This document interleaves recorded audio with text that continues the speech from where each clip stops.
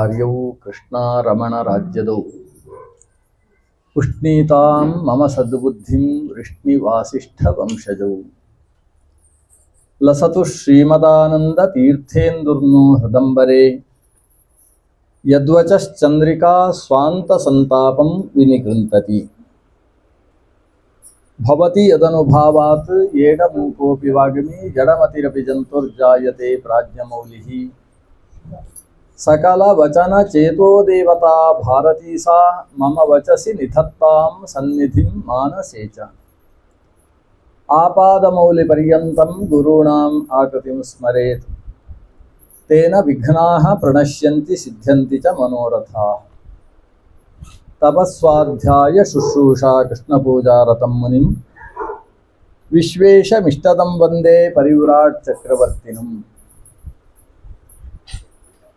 ಧರ್ಮ ಪ್ರೋಜ್ಜಿತ ಕೈತವೋತ್ರ ಪರಮೋ ನಿರ್ಮತ್ಸರಾಣಾಂ ಸತಾಂ ವೇದ್ಯಂ ವಾಸ್ತವಮತ್ರ ವಸ್ತು ಶಿವದಂ ತಾಪತ್ರಯೋನ್ಮೂಲನಂ ಶ್ರೀಮದ್ಭಾಗವತೆ ಮಹಾಮುನಿಕೃತೆ ಕಿಂ ವಾ ಪರೈರೀಶ್ವರಃ ಸದ್ಯೋ ಹೃದ್ಯವರುಧ್ಯತೆತ್ರ ಕೃತಿಭಿಃ ಶುಶ್ರೂಷುಭಿಸ್ತತ್ಕ್ಷಣಾತ್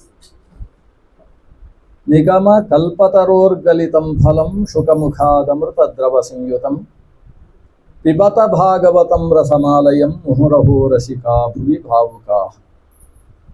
ಶ್ರೀ ಗುರುಭ್ಯೋ ನಮಃ.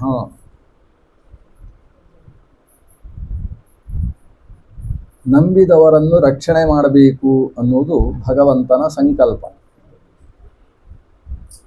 ಭಕ್ತ ವತ್ಸಲ ಅಂತ ಭಗವಂತನಿಗೆ ಹೆಸರು. ತನ್ನ ಪ್ರತಿಯೊಂದು ಅವತಾರದಲ್ಲಿಯೂ ಕೂಡ ತನ್ನ ಭಕ್ತ ವಾತ್ಸಲ್ಯವನ್ನು ಭಗವಂತ ತೋರಿಸಿಕೊಡ್ತಾನೆ. ಅದರಲ್ಲೂ ವಿಶೇಷವಾಗಿ ಭಗವಂತನ ಕೃಷ್ಣಾವತಾರದಲ್ಲಿ ಮಮ ಪ್ರಾಣ ಹಿ ಪಾಂಡವಾಹ ಅಂತ ಉದ್ಘೋಷಣೆ ಮಾಡಿದವ ದೇವಕೃಷ್ಣ. ಪಾಂಡವರು ದೇವತೆಗಳ ಅವತಾರ. ಪಾಂಡವರ ಅವತಾರ ಆಗುವಲ್ಲಿಯ ತನಕ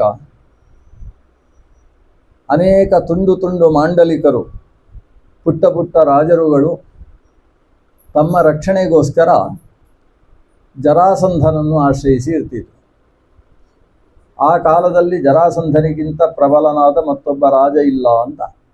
ಜರಾಸಂಧನ ಅನುಗ್ರಹ ಇತ್ತು ಅಂತ ಆದರೆ ತಮ್ಮಲ್ಲಿ ಸೈನ್ಯದ ಬಲ ಇಲ್ಲದೆ ಹೋದರೂ ತಾವು ಎಲ್ಲರ ಮುಂದೆ ತಲೆ ಎತ್ತಿ ನಡಿಬಹುದು ಅಂತ ಧೈರ್ಯದಿಂದ ಇರ್ತಿದ್ರು. ಹಾಗಾಗಿ ಜರಾಸಂಧನಿಗೆ ಅನುಯಾಯಿಗಳು ಸಾವಿರಾರು ರಾಜರುಗಳು. ಯಾವಾಗ ಪಾಂಡವರು ಕಾಡಿನಿಂದ ಹಿಂತಿರುಗಿ, ಕಾಡಿನಲ್ಲಿ ಅವರು ಬೆಳೆದದ್ದು, ಪಾಂಡುವಿಗೆ ಕಾಡಿನಲ್ಲೇ ಹುಟ್ಟಿದ ಮಕ್ಕಳು ಪಾಂಡವರು. ಪಾಂಡುಕೇಶ್ವರದಿಂದ ಅವರು ಕುಂತಿಯ ಜೊತೆಗೆ ಹಸ್ತಿನಪುರಕ್ಕೆ ಹಿಂತಿರುಗಿದ್ರು. ದ್ರೋಣಾಚಾರ್ಯರಲ್ಲಿ ಮತ್ತು ಕೃಪಾಚಾರ್ಯರಲ್ಲಿ ವಿದ್ಯಾಭ್ಯಾಸವನ್ನು ಮಾಡಿದರು. ವಿದ್ಯಾಭ್ಯಾಸದ ಪರೀಕ್ಷೆಯೂ ನಡೆಯಿತು. ಗುರುದಕ್ಷಿಣೆಯನ್ನು ದ್ರೋಣಾಚಾರ್ಯರು ಕೇಳಿದರು. ಅವರು ಕೇಳಿದ ಕ್ರಮವೇ ಸ್ವಲ್ಪ ವಿಚಿತ್ರ. ಇಷ್ಟು ಜನ ಶಿಷ್ಯರಿದ್ದೀರಿ, ನಾನು ಬಯಸುವ ಗುರುದಕ್ಷಿಣೆಯನ್ನು ಯಾರು ಕೊಡ್ತೀರಿ ಅಂತ ಕೇಳಿದರು. ಇವರು ಮುಗಿಸುವುದಕ್ಕಿಂತ ಮುಂಚೆ ಕೈ ಎತ್ತಿದವ ಅರ್ಜುನ. ಉಳಿದವರೆಲ್ಲ ಆಲೋಚನೆ ಮಾಡಿ ಇವರು ಏನು ಕೇಳ್ತಾರೆ ಅಂತ ಮೊದಲೆಲ್ಲ ತೀರ್ಮಾನ ಮಾಡಿ ಆಮೇಲೆ ಆಗ್ತದೋ ಇಲ್ಲೋ ಅಂತ ಹೇಳುವುದು ಅಂತ ಯೋಚನೆ ಮಾಡ್ತಾ ಇದ್ರು. ಅರ್ಜುನ ಕೈ ಎತ್ತಿ ಆಗಿತ್ತು.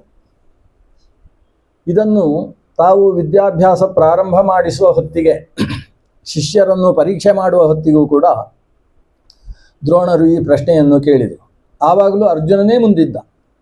ಹಾಗಾಗಿ ಅರ್ಜುನನಿಗೆ ಬಹಳಷ್ಟು ವಿದ್ಯೆಗಳನ್ನು ಕೊಟ್ಟಂತಹ ದ್ರೋಣರು ಗುರುದಕ್ಷಿಣೆ ಏನು ಅಂತ ಕೇಳಿದಾಗ ಹೇಳಿದ್ದು, ನನ್ನ ಗೆಳೆಯ ಒಬ್ಬ ಇದ್ದಾನೆ, ಅವ ರಾಜ, ಪಾಂಚಾಲ ದೇಶದಲ್ಲಿ ಅರಸನಾಗಿದ್ದಾನೆ, ದೃಪದ ಅಂತ ಅವನಿಗೆ ಹೆಸರು. ಅವನನ್ನು ಹೆಡೆಮುರಿ ಕಟ್ಟಿ ನನ್ನ ಕಾಲಬುಡದಲ್ಲಿ ತಂದು ಹಾಕಬೇಕು. ಇದು ನಾನು ಇಷ್ಟು ವಿದ್ಯೆ ಹೇಳಿಕೊಟ್ಟದ್ದಕ್ಕೆ ನೀವು ಕೊಡಬೇಕಾದಂತಹ ಗುರುದಕ್ಷಿಣೆ ಅಂತ. ಆವಾಗ ಕೌರವರು ತಾವು ಮುಂದೆ ನಿಂತರು. ಈ ಪಾಂಡವರು ಜೊತೆಗೆ ಬರದೆ ಹೋದರೆ ನಾವು ಕಟ್ಟಿಕೊಂಡು ಬರ್ತೇವೆ ಅಂತ ಹೇಳಿದರು.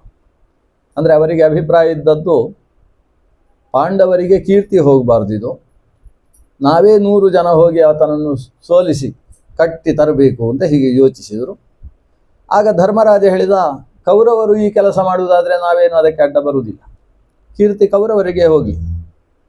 ಆದರೆ ದ್ರೋಣರು ಹೇಳಿದರು, ನಾವು ಪಾಂಚಾಲ ದೇಶದ ಗಡಿ ಪ್ರದೇಶದಲ್ಲಿ ಹೋಗಿ ವಿಶ್ರಾಂತಿ ತಗೊಳ್ತೇವೆ, ಅಲ್ಲಿಗೆ ದ್ರುಪದನನ್ನು ಕಟ್ಟಿ ತರಬೇಕು, ಪಂಚಪಾಂಡವರು ಅಲ್ಲಿಗೆ ಹೋಗುವುದು ಬೇಡ, ಕೌರವರು ಮಾಡಲಿ ಅಂತ ಕೌರವರನ್ನು ಕಳಿಸಿದರು. ಆದರೆ ಕೌರವರು ದ್ರುಪದನ ಕೈಯಲ್ಲಿ ಚೆನ್ನಾಗಿ ಪೆಟ್ಟು ತಿಂದು, ಬರೀ ದ್ರುಪದನ ಕೈಯಲ್ಲೆಲ್ಲ ಅಂತ, ಅದು ಮಹಾಭಾರತದಲ್ಲಿ ಬಂದ ಹಾಗೆ ಇನ್ನೂ ಆ ಊರಿನ ಹೆಂಗಸರೆಲ್ಲ ಕೋಲು ಹಿಡ್ಕೊಂಡು ಹೊಡೆದು ಕಳಿಸಿದ್ರಂತೆ. ನಿನ್ನೆ ಮೊನ್ನೆ ನಡೀತಲ್ವ ಹಾಗೆ. ಅದನ್ನು ಶ್ರೀಮನ್ ಮಧ್ವಾಚಾರ್ಯರು ತಾತ್ಪರ್ಯ ನಿರ್ಣಯದಲ್ಲೂ ಉಲ್ಲೇಖ ಮಾಡ್ತಾರೆ. ಅದಕ್ಕೆ ಕಾರಣವೂ ಒಂದಿತ್ತು. ಏನಂದರೆ ಪಾಂಚಾಲ ದೇಶದ 40 ಯೋಜನದಷ್ಟು ಪ್ರದೇಶ, ಅಂದರೆ ಪಾಂಚಾಲ ದೇಶದ ರಾಜಧಾನಿಗೆ ಸುತ್ತಮುತ್ತಲ ಪ್ರದೇಶಕ್ಕೆ ಎಂತಹ ಶಕ್ತಿಶಾಲಿಗಳು ಬಂದರೂ ಕೂಡ ಅವರು ಪಾಂಚಾಲ ದೇಶದವರಿಂದ ಸೋಲಬೇಕು ಅಂತ, ಅವರು ಗೆಲ್ಲುವುದಕ್ಕೆ ಸಾಧ್ಯ ಇಲ್ಲ ಅಂತ ಆ ದೇಶಕ್ಕಿದ್ದಂತಹ ವರ. ಆ ಕಾರಣದಿಂದ ನುಗ್ಗಿದಂತಹ ಈ ಕೌರವರು ಆ ಊರಿನ ಸಾಮಾನ್ಯ ಜನತೆಯಿಂದ ಪೆಟ್ಟು ತಿಂದು ಓಡಿ ಬಂದರು ದ್ರೋಣರ ಹತ್ರ. ಆಗ ಭೀಮಸೇನ ಯಾರು ಹೆದರಬೇಡಿ ಅಂತ ಹೇಳಿದಂತೆ ಕೌರವರಿಗೆ.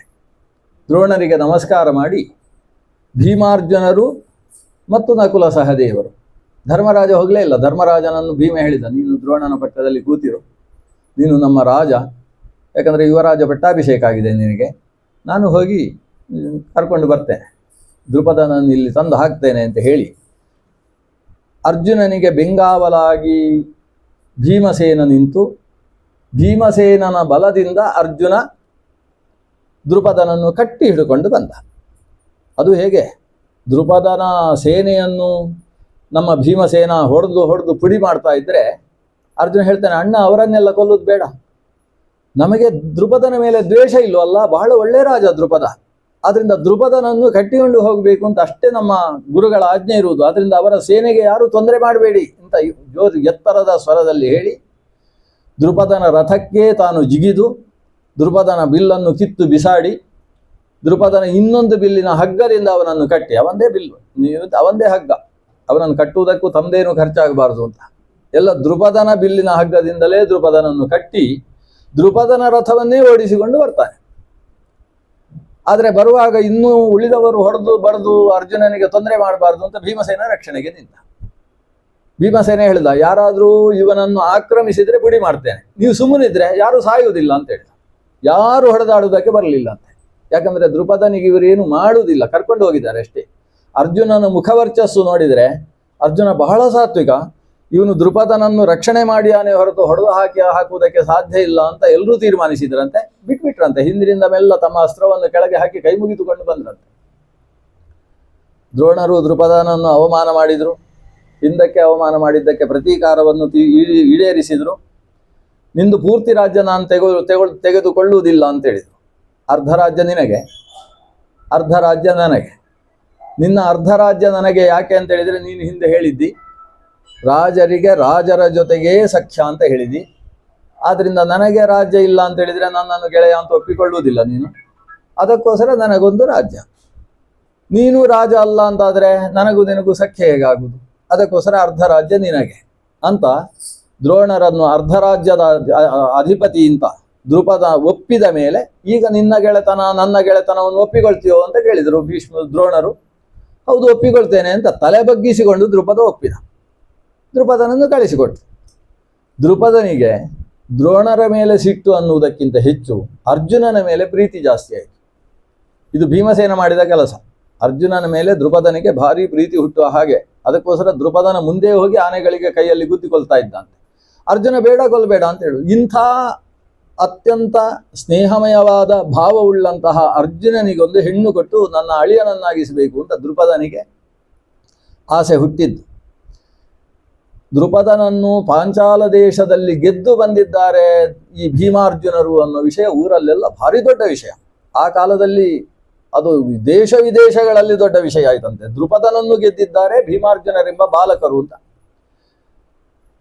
ಇವರು ಹಸ್ತಿನಪುರಕ್ಕೆ ಬಂದದ್ದೇ ತಡ, ಭಗವಂತ ಶ್ರೀಕೃಷ್ಣ ತನ್ನ ಊರಿನಿಂದ ಒಂದು ದೊಡ್ಡ ಓಲೆಯನ್ನು ಬರೆದು ಜರತಾರಿ ವಸ್ತ್ರಗಳನ್ನು ಕಳಿಸಿಕೊಟ್ಟಿದ್ದಾನೆ.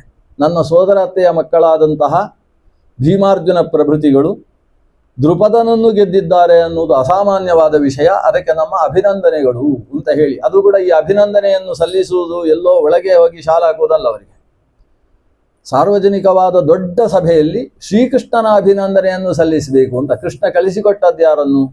ತನ್ನ ಆಪ್ತನಾದಂತಹ ಕೃತವರ್ಮನನ್ನು. ಶೂರ ಸುತಃ ಅಂತ, ಶೂರನ ಹೆಣ್ಣು ಮಗಳ ಮಗನಾದಂಥವ. ಆದ್ರಿಂದ ಇವರಿಗೆ ತುಂಬ ಹತ್ತಿರದ ಸಂಬಂಧಿ ಪಾಂಡವರಿಗೂ ಕೂಡ. ಆ ಕೃತವರ್ಮನಲ್ಲಿ ಕೊಟ್ಟು ಕಳಿಸಿದ್ರಿಂದ ಅದು ದೊಡ್ಡ ವಿಷಯವಾಯಿತು. ಏನಂದರೆ ಭೀಮಾರ್ಜುನರು ಮಹಾಬಲಶಾಲಿಗಳು. ಯಾಕಂದರೆ ಪಾಂಚಾಲ ದೇಶವನ್ನು ಹಸ್ತಿನಪುರಕ್ಕೂ ಕೂಡ ಗೆಲ್ಲುವುದಕ್ಕೆ ಆಗಿರಲಿಲ್ಲ. ಅಂಥದ್ದನ್ನು ಭೀಮಾರ್ಜುನರು ಗೆದ್ದಿದ್ದಾರೆ. ಅಷ್ಟೇ ಅಲ್ಲ, ಭೀಮಾರ್ಜುನರಿಗೆ ಕೃಷ್ಣನ ಭಾರೀ ಪ್ರೀತಿ ಇದೆ ಅಂತೆ. ಅವನೇ ಒಂದು ಜರತಾರಿ ಶಾಲು ಕೊಟ್ಟು ಕಳಿಸಿ ಇವರನ್ನೆಲ್ಲ ಸನ್ಮಾನ ಮಾಡಿದ್ದಾನೆ. ಹೀಗೆ ಕೃಷ್ಣನ ಸಂಬಂಧ ಭೀಮಾರ್ಜುನರಿಗಿದೆ ಅಂತ ಗೊತ್ತಾದ ಮೇಲೆ ಆ ಕಾಲದ ತುಂಡರಸರೆಲ್ಲ ಜರಾಸಂಧನ ಪಕ್ಷ ಬಿಟ್ಟು ಭೀಮಾರ್ಜುನರನ್ನು ಆಶ್ರಯಿಸಿದ್ರಂತೆ. ಇದು ಆ ಕಾಲದ ದೊಡ್ಡ ವಿಷಯ. ಯಾಕಂದರೆ ಅವರಿಗೆ ಜರಾಸಂಧನ ಮೇಲೆ ಪ್ರೀತಿ ಇದ್ದು ಅವನನ್ನು ಆಶ್ರಯಿಸಿದ್ದಲ್ಲ. ಜರಾಸಂಧ ಇಲ್ಲದೆ ಹೋದರೆ ಬೇರೆ ಗತಿ ಇಲ್ಲ ಅಂತ ಆಶ್ರಯಿಸಿದ್ರು. ಈಗ ಜರಾಸಂಧನನ್ನು 10-17 ಬಾರಿ ಸೋಲಿಸಿರ್ತಕ್ಕಂಥ ಕೃಷ್ಣನ ಒಂದು ಆಧಾರ ನಮ್ಮ ಭೀಮಾರ್ಜುನರಿಗಿದೆ ಅಂತ ಗೊತ್ತಾದ ಮೇಲೆ ಆ ಭೀಮಾರ್ಜುನರನ್ನು ಎಲ್ಲ ರಾಜರು ಕೂಡ ಆಶ್ರಯಿಸಿದ್ದರು. ಅಂತಹ ಭೀಮಾರ್ಜುನರನ್ನು ಅವತ್ತು ಸನ್ಮಾನ ಮಾಡಿದಂತಹ ಕೃಷ್ಣ ಆಮೇಲೆ ಯಾವತ್ತಿಗೂ ಬಿಡಲಿಲ್ಲ. ಹೀಗೆ ಪಾಂಡವರನ್ನು ಮೊದಲು ಸನ್ಮಾನಿಸಿದವ ಈ ಶ್ರೀಕೃಷ್ಣ. ಆಮೇಲೆ ಅವರು ವಾರಣಾವತದಲ್ಲಿ ಸುಟ್ಟರು ಅಂತ ಸುದ್ದಿ ಬಂತು. ಸುಟ್ಟು ಹೋದ್ರು ಅಂತ ಬಂದಾಗ ಕೃಷ್ಣನು ಕೂಡ ಎಲ್ಲರ ಜೊತೆಗೆ ಸೇರಿ ಹಸ್ತಿನಪುರಕ್ಕೆ ಬಂದ. ಅಂತಹ ಪಾಂಡವರು ಸುಟ್ಟು ಹೋದ್ರ, ಛೇ ಅಂತ ಕಣ್ಣೀರು ಹಾಕಿದೆ ಎಲ್ಲರ ಮಧ್ಯೆ. ಭಾರಿ ಅತ್ತ ಅಂತೆ, ಕೃಷ್ಣನೂ ಅತ್ತ. ಆಗ ದುರ್ಯೋಧನ ತನ್ನ ಉತ್ತರೀಯದಿಂದ ಕೃಷ್ಣನ ಕಣ್ಣೀರು ಒರೆಸಿದಂತೆ. ಏನು ಬೇಸರ ಮಾಡಬೇಡ, ಎಲ್ರಿಗೂ ಒಂದು ಕಾಲ ಉಂಟಲ್ವ ಅಂತ ಭಗವದ್ಗೀತೆ ಉಪದೇಶ ಮಾಡಿದ್ದ ದುರ್ಯೋಧನ ಕೃಷ್ಣನಿಗೆ. ಎಲ್ಲರೂ ಒಂದಲ್ಲ ಒಂದು ದಿನ ಸಾಯ್ಬೇಕಲ್ವ, ಆದ್ರಿಂದ ಪಾಂಡವರು ಸತ್ತದ್ರ ಬಗ್ಗೆ ಹೆಚ್ಚು ಬೇಸರಿಸಬೇಡ ಕೃಷ್ಣ ಅಂತ ಸಮಾಧಾನ ಮಾಡಿದ್ದಂತೆ. ಎಲ್ಲರ ಜೊತೆಗೆ ಕೃಷ್ಣನು ಹೋಗಿ ತರ್ಪಯಾಮಿ ಅಂತೇಳಿ ತಾನು ವಾಸೋದಕ ಕೇಶೋದಗಳನ್ನು ಬಿಟ್ಟಿದ್ದ ಅವತ್ತು ಪಾಂಡವರಿಗೆ. ದುರ್ಯೋಧನಾದಿಗಳು ಆ ಕಡೆ ಹೋದ ಮೇಲೆ ಅಣ್ಣನ ಜೊತೆಗೆ ಬಲರಾಮನ ಜೊತೆಗೆ ನಗನತಾ ಬರ್ತಾನೆ ಖುಷಿಯಿಂದ. ಅಂತೂ ನಾವೊಂದು ತರ್ಪಣ ಕೊಟ್ಟು ಬಂದಿದ್ದೇವೆ, ದೊಡ್ಡ ನಾಟಕ ಆಯಿತು ಅಂತ ಖುಷಿಯಿಂದ ಬರ್ತಾನೆ. ಯಾಕಂದ್ರೆ ವಿದುರನ ಮುಖವನ್ನು ನೋಡಿ ಕೃಷ್ಣನಿಗೆ ಅರ್ಥ ಆಗಿತ್ತು ಪಾಂಡವರು ಬದುಕಿದ್ದಾರೆ. ಕೃಷ್ಣನಿಗೆ ಗೊತ್ತಿಲ್ಲದ ವಿಷಯ ಯಾವುದಿದೆ. ಆಮೇಲೆ ಏಕಚಕ್ರ ನಗರದಲ್ಲಿ ಭಿಕ್ಷಾಟನೆಯನ್ನು ಮಾಡಿದ ಪಾಂಡವರು. ಏಕಚಕ್ರ ನಗರದಿಂದ ಹಾಗೆ ಪಾಂಚಾಲ ದೇಶದಲ್ಲಿ ಸ್ವಯಂವರ ಅನ್ನೋ ವಿಷಯವನ್ನು ಕೇಳಿಕೊಂಡು ಅಲ್ಲಿಗೆ ನಡೆದು ಹೋದಂತಹ ಪಾಂಡವರು ಧೂಮ್ಯರನ್ನು ಪುರೋಹಿತರನ್ನಾಗಿಸಿಕೊಂಡು ಪಾಂಚಾಲ ದೇಶದಲ್ಲಿ 5 ಜನರಿಗೆ ಹೆಣ್ಣು ಅಂತ ಒಂದು ವ್ಯವಸ್ಥೆ ಆಯಿತು. ಅಲ್ಲಿದ್ದಂತಹ ಮತ್ಸ್ಯಯಂತ್ರವನ್ನು ಸಾಕ್ಷಾತ್ ಬ್ರಾಹ್ಮಣ ವೇಷಧಾರಿಯಾದಂತಹ ಅರ್ಜುನ ಹೊಡೆಯುವುದನ್ನು ಬಲರಾಮನ ಜೊತೆಗೆ ಕುಳಿತ ಕೃಷ್ಣ ನೋಡ್ತಾ ಇದ್ದಾನೆ. ಕೃಷ್ಣ ಕೆಲವರನ್ನು ಕರ್ಕೊಂಡು ಬಂದಿದ್ದ ಅಲ್ಲಿಗೆ, ಕೃತವರ್ಮನೂ ಬಂದಿದ್ದ ಅಲ್ಲಿಗೆ, ಸಾತ್ಯಕಿಯೂ ಬಂದಿದ್ದ. ಅವರನ್ನೆಲ್ಲ ಕರ್ಕೊಂಡು ಬರುವಾಗ ಅವರಿಗೆ ಸೂಚನೆ ಕೊಟ್ಟಿದ್ದ, ನಾವು ಈ ಮತ್ಸ್ಯಯಂತ್ರ ಭೇದನ ಮಾಡಿ ಹೆಣ್ಣಿನಿಂದ ಮಾಲೆ ಹಾಕಿಸಿಕೊಳ್ಳುವುದಕ್ಕೆ ಹೋಗ್ತಾ ಇರುವುದಲ್ಲ, ನಾವೊಂದು ಮದುವೆಯನ್ನು ನೋಡುವುದಕ್ಕೆ ಹೋಗ್ತಾ ಇರುವುದು. ಆದ್ರಿಂದ ಎಲ್ಲರೂ ಕೂಡ ಸುಮ್ಮನೆ ಕೂತಿರಬೇಕು. ಯಾರು ಕೂಡ ಬಲರಾಮನನ್ನು ಹೇಳು ಅಂತ ಹೇಳಲಿಕ್ಕಿಲ್ಲ. ಬಲರಾಮ ಹೇಳುವುದರಲ್ಲಿ ಬಹಳ ಬೇಗ ಹೇಳುವವ. ಆದ್ರಿಂದ ಬಲರಾಮನಿಂದ ಹೇಗೂ ಒಂದು ಸಲ ನೋಡಿಬಿಡು ಅಂತ ಹೇಳುವ ಹಾಗಿಲ್ಲ. ಅಥವಾ ನನ್ನನ್ನು ಕೂಡ ಯಾಕೆ ಹೇಳಲಿಲ್ಲ ಅಂತ ಯಾರು ಪ್ರಶ್ನಿಸುವ ಹಾಗಿಲ್ಲ. ಯಾಕಂದ್ರೆ ಆ ದ್ರೌಪದಿ ಅಂದ್ರೆ ಅದು ಭಾರತೀಯ, ಆ ಭಾರತೀ ಸಂಬಂಧವುಳ್ಳಂತಹ ಆ ಚೇತನ ಸೇರಬೇಕಾದ ವ್ಯಕ್ತಿಗಳು ಇವತ್ತು ಭೂಮಿಯಲ್ಲಿದ್ದಾರೆ, ಸತ್ತಿದ್ದಾರೆ ಅಂತ ಲೋಕಕ್ಕೆ ಖ್ಯಾತಿಯಾಗಿದೆ. ಆದ್ರೆ ದ್ರುಪದನಿಗೆ ಗೊತ್ತಿದೆ ಅರ್ಜುನ ಬದುಕಿದ್ದಾನೆ. ಯಾಕಂದ್ರೆ ಈ ಹೆಣ್ಣನ್ನು ಅಗ್ನಿಯಿಂದ ಪಡೆಯುವಾಗಲೇ ಅರ್ಜುನನಿಗೋಸ್ಕರ ಅಂತ ಪಡೆದದ್ದು. ಅಗ್ನಿಪುರುಷ ಅದನ್ನು ಒಪ್ಪಿಯೇ ಕೊಟ್ಟದ್ದು. ಹಾಗಾಗಿ ಅರ್ಜುನ ಬಂದೇ ಬರ್ತಾನೆ ಅಂತ ಯೋಚನೆ ಇದೆ. ಅಷ್ಟರಲ್ಲಿ ಬ್ರಾಹ್ಮಣ ವೇಷದಲ್ಲಿದ್ದಂತಹ ಅರ್ಜುನ ಮತ್ಸ್ಯಯಂತ್ರವನ್ನು ಭೇದಿಸಿದ. ಆ ದ್ರುಪದ ನಂದಿನಿ ತನ್ನ ಅಮ್ಲಾನ ಪಂಕಜ ಮಾಲೆಯನ್ನು ಆ ಪಾರ್ಥನ ಕೊರಳಿಗೆ ಹಾಕಿದ್ದಾಳೆ. ಆಕೆಯನ್ನು ಕರ್ಕೊಂಡು ಭೀಮಾರ್ಜುನರು ಕುಂಬಾರನ ಮನೆಯಲ್ಲಿ ಬಂದು ವಿಶ್ರಾಂತಿ ಹೊತ್ತು. ಆವಾಗ ಕೃಷ್ಣ ಬಂದು ಭೇಟಿ ಮಾಡಿದ. ಕೃಷ್ಣ ನಂಬಿದವರನ್ನು ಯಾವತ್ತೂ ಕೈ ಬಿಡುವುದಿಲ್ಲ ಅನ್ನುವುದನ್ನು ಕುಂತಿ ಕೊಂಡಾಡುವಂತಹ ಶ್ಲೋಕಗಳಿದೆಲ್ಲ. ಆಗ ಕುಂಬಾರನ ಮನೆಗೆ ಕೃಷ್ಣ ಬರ್ತಾನೆ. ಕೃಷ್ಣ ಬಂದಾಗ ಕುಂಬಾರನ ಮನೆಯಲ್ಲಿ ಒಂದು ಸೂರ್ಯೋದಯವಾಗುತ್ತಂತೆ. ನಿಜವಾಗಿ ಚಂದ್ರೋದಯ ಆಗಬೇಕಿತ್ತು ಆ ಸಾಯಂಕಾಲದ ಹೊತ್ತಿಗೆ. ಆದರೆ ಶ್ರೀಕೃಷ್ಣನೆಂಬ ಸೂರ್ಯ ಅಲ್ಲಿ ಉದಯಿಸಿದ. ಆ ಕೃಷ್ಣನೆಂಬ ಸೂರ್ಯನ ಉದಯದಿಂದಾಗಿ ಈ ಪಂಚಪಾಂಡವರ ಮುಖ ಕಮಲ ಅರಳಿ ಹೋಯ್ತಂತೆ. ಅವರೆಲ್ಲ ಕೃಷ್ಣನನ್ನು ಬಂದು ಧರ್ಮರಾಜನಿಗೆ ಕೃಷ್ಣನೇ ನಮಸ್ಕಾರ ಮಾಡಿದ. ಸೋದರತ್ತೆಯಾದಂತಹ ಕುಂತಿಗೆ ಪ್ರದಕ್ಷಿಣೆ ಬಂದು ನಮಸ್ಕಾರ ಮಾಡಿದ. ಭೀಮಸೇನನಿಗೂ ಕೃಷ್ಣ ನಮಸ್ಕಾರ ಮಾಡಿದ. ಭೀಮಸೇನ ಎತ್ತಿ ಆಲಿಂಗಿಸಿಕೊಂಡ. ಅರ್ಜುನ ಕೃಷ್ಣರು ಪರಸ್ಪರ ಆಲಿಂಗನ ಮಾಡಿಕೊಂಡ್ರು. ನಕುಲ ಸಹದೇವರು ಕೃಷ್ಣನಿಗೆ ನಮಸ್ಕಾರ ಮಾಡಿದ್ದಾರೆ.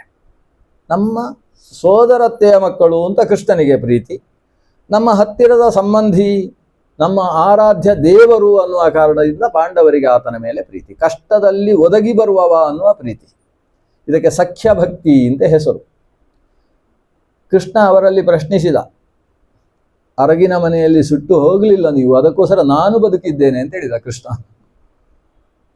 ನೀವು ಸತ್ತಿದ್ರೆ ನಾನು ಸತ್ತು ಹೋಗ್ತಿದ್ದೆ, ನೀವು ಬದುಕಿದ್ರಿಂದ ನಾನು ಇಲ್ಲಿ ತನಕ ಬದುಕಿದ್ದೇನೆ. ಅಂದರೆ ಕೃಷ್ಣನ ಈ ಮಾತಿನ ಆಂತರ್ಯ ಏನಿದೆ? ಭಕ್ತರು ನನ್ನನ್ನು ಬದುಕಿಸುವವರು ಅಂತ. ಅಹಂ ಭಕ್ತಪರಾಧೀನ ಹ್ಯಸ್ವತಂತ್ರ ಇವ ಪ್ರಭೋ. ಭಕ್ತ ಪರಾಧೀನ ನಾನು. ಲೋಕದಲ್ಲಿ ದೇವರು ಬದುಕಿದ್ದಾನೆ ಅನ್ನುವುದಕ್ಕೆ ಅರ್ಥ ಏನು? ಆಸ್ತಿಕರು ಇದ್ದಾರೆ ಅಂತ ಅರ್ಥ. ದೇವರನ್ನು ನಂಬುವವರು ಇದ್ದಾರೆ ಅಂದರೆ ದೇವರು ಬದುಕಿದ್ದಾನೆ. ದೇವರ ಬದುಕು ಅಂದ್ರೆ ಏನು? ಭಕ್ತರ ಹೃದಯ ಸಿಂಹಾಸನದಲ್ಲಿ ಆತ ಸಮಾಸೀನನಾಗಿರುವುದೇ ಅಲ್ವಾ ದೇವರ ಬದುಕು ಅಂದರೆ. ಭಕ್ತರು ಭಗವಂತನನ್ನು ಆರಾಧಿಸ್ತಾ ಇದ್ದಾರೆ ಅಂತ ಹೇಳಿದ್ರೆ ದೇವರು ಬದುಕಿದ್ದಾರೆ ಅಂತ ಅರ್ಥ. ಭಕ್ತರೆಲ್ಲ ದೇವರನ್ನು ಬಿಟ್ಬಿಟ್ರು, ದೇವರೇ ಇಲ್ಲ, ಎಲ್ಲ ನಾಸ್ತಿಕರೇ ಅಂತ ಆದ ಪಕ್ಷದಲ್ಲಿ ದೇವರು ಬದುಕಿಲ್ಲ ಅಂತ ಅರ್ಥ. ದೇವರ ಬದುಕು ಅಂದರೆ ಮನುಷ್ಯನ ಬದುಕಿನ ಹಾಗಲ್ಲ. ದೇವರು ಸರ್ವವ್ಯಾಪ್ತ. ಸರ್ವವ್ಯಾಪ್ತನಾದ ದೇವರಿಗೆ ಬದುಕು ಅನ್ನೋ ಶಬ್ದವನ್ನು ಯಾವ ಅರ್ಥದಲ್ಲಿ ಬಳಸಬೇಕು? ಭಕ್ತರು ಭಗವಂತನನ್ನು ಆರಾಧನೆ ಮಾಡ್ತಾ ಹೃದಯ ಮಂಡಲದಲ್ಲಿ ಆತನನ್ನು ಆವಿರ್ಭಾವಗೊಳಿಸ್ತಾ ಇದ್ದಾರೆ ಅಂದರೆ ಅದು ಭಗವಂತನ ಬದುಕು. ಆ ಭಗವಂತನ ಬದುಕಿಗೆ ಕಾರಣೀಭೂತನಾದವ ಭಕ್ತ. ನೀವು ಬದುಕಿದ್ದೀರಿ ಅಂತ ನಾನು ಬದುಕಿದ್ದೇನೆ ಅಂತ ಕೃಷ್ಣ ಹೇಳ್ತಾನೆ.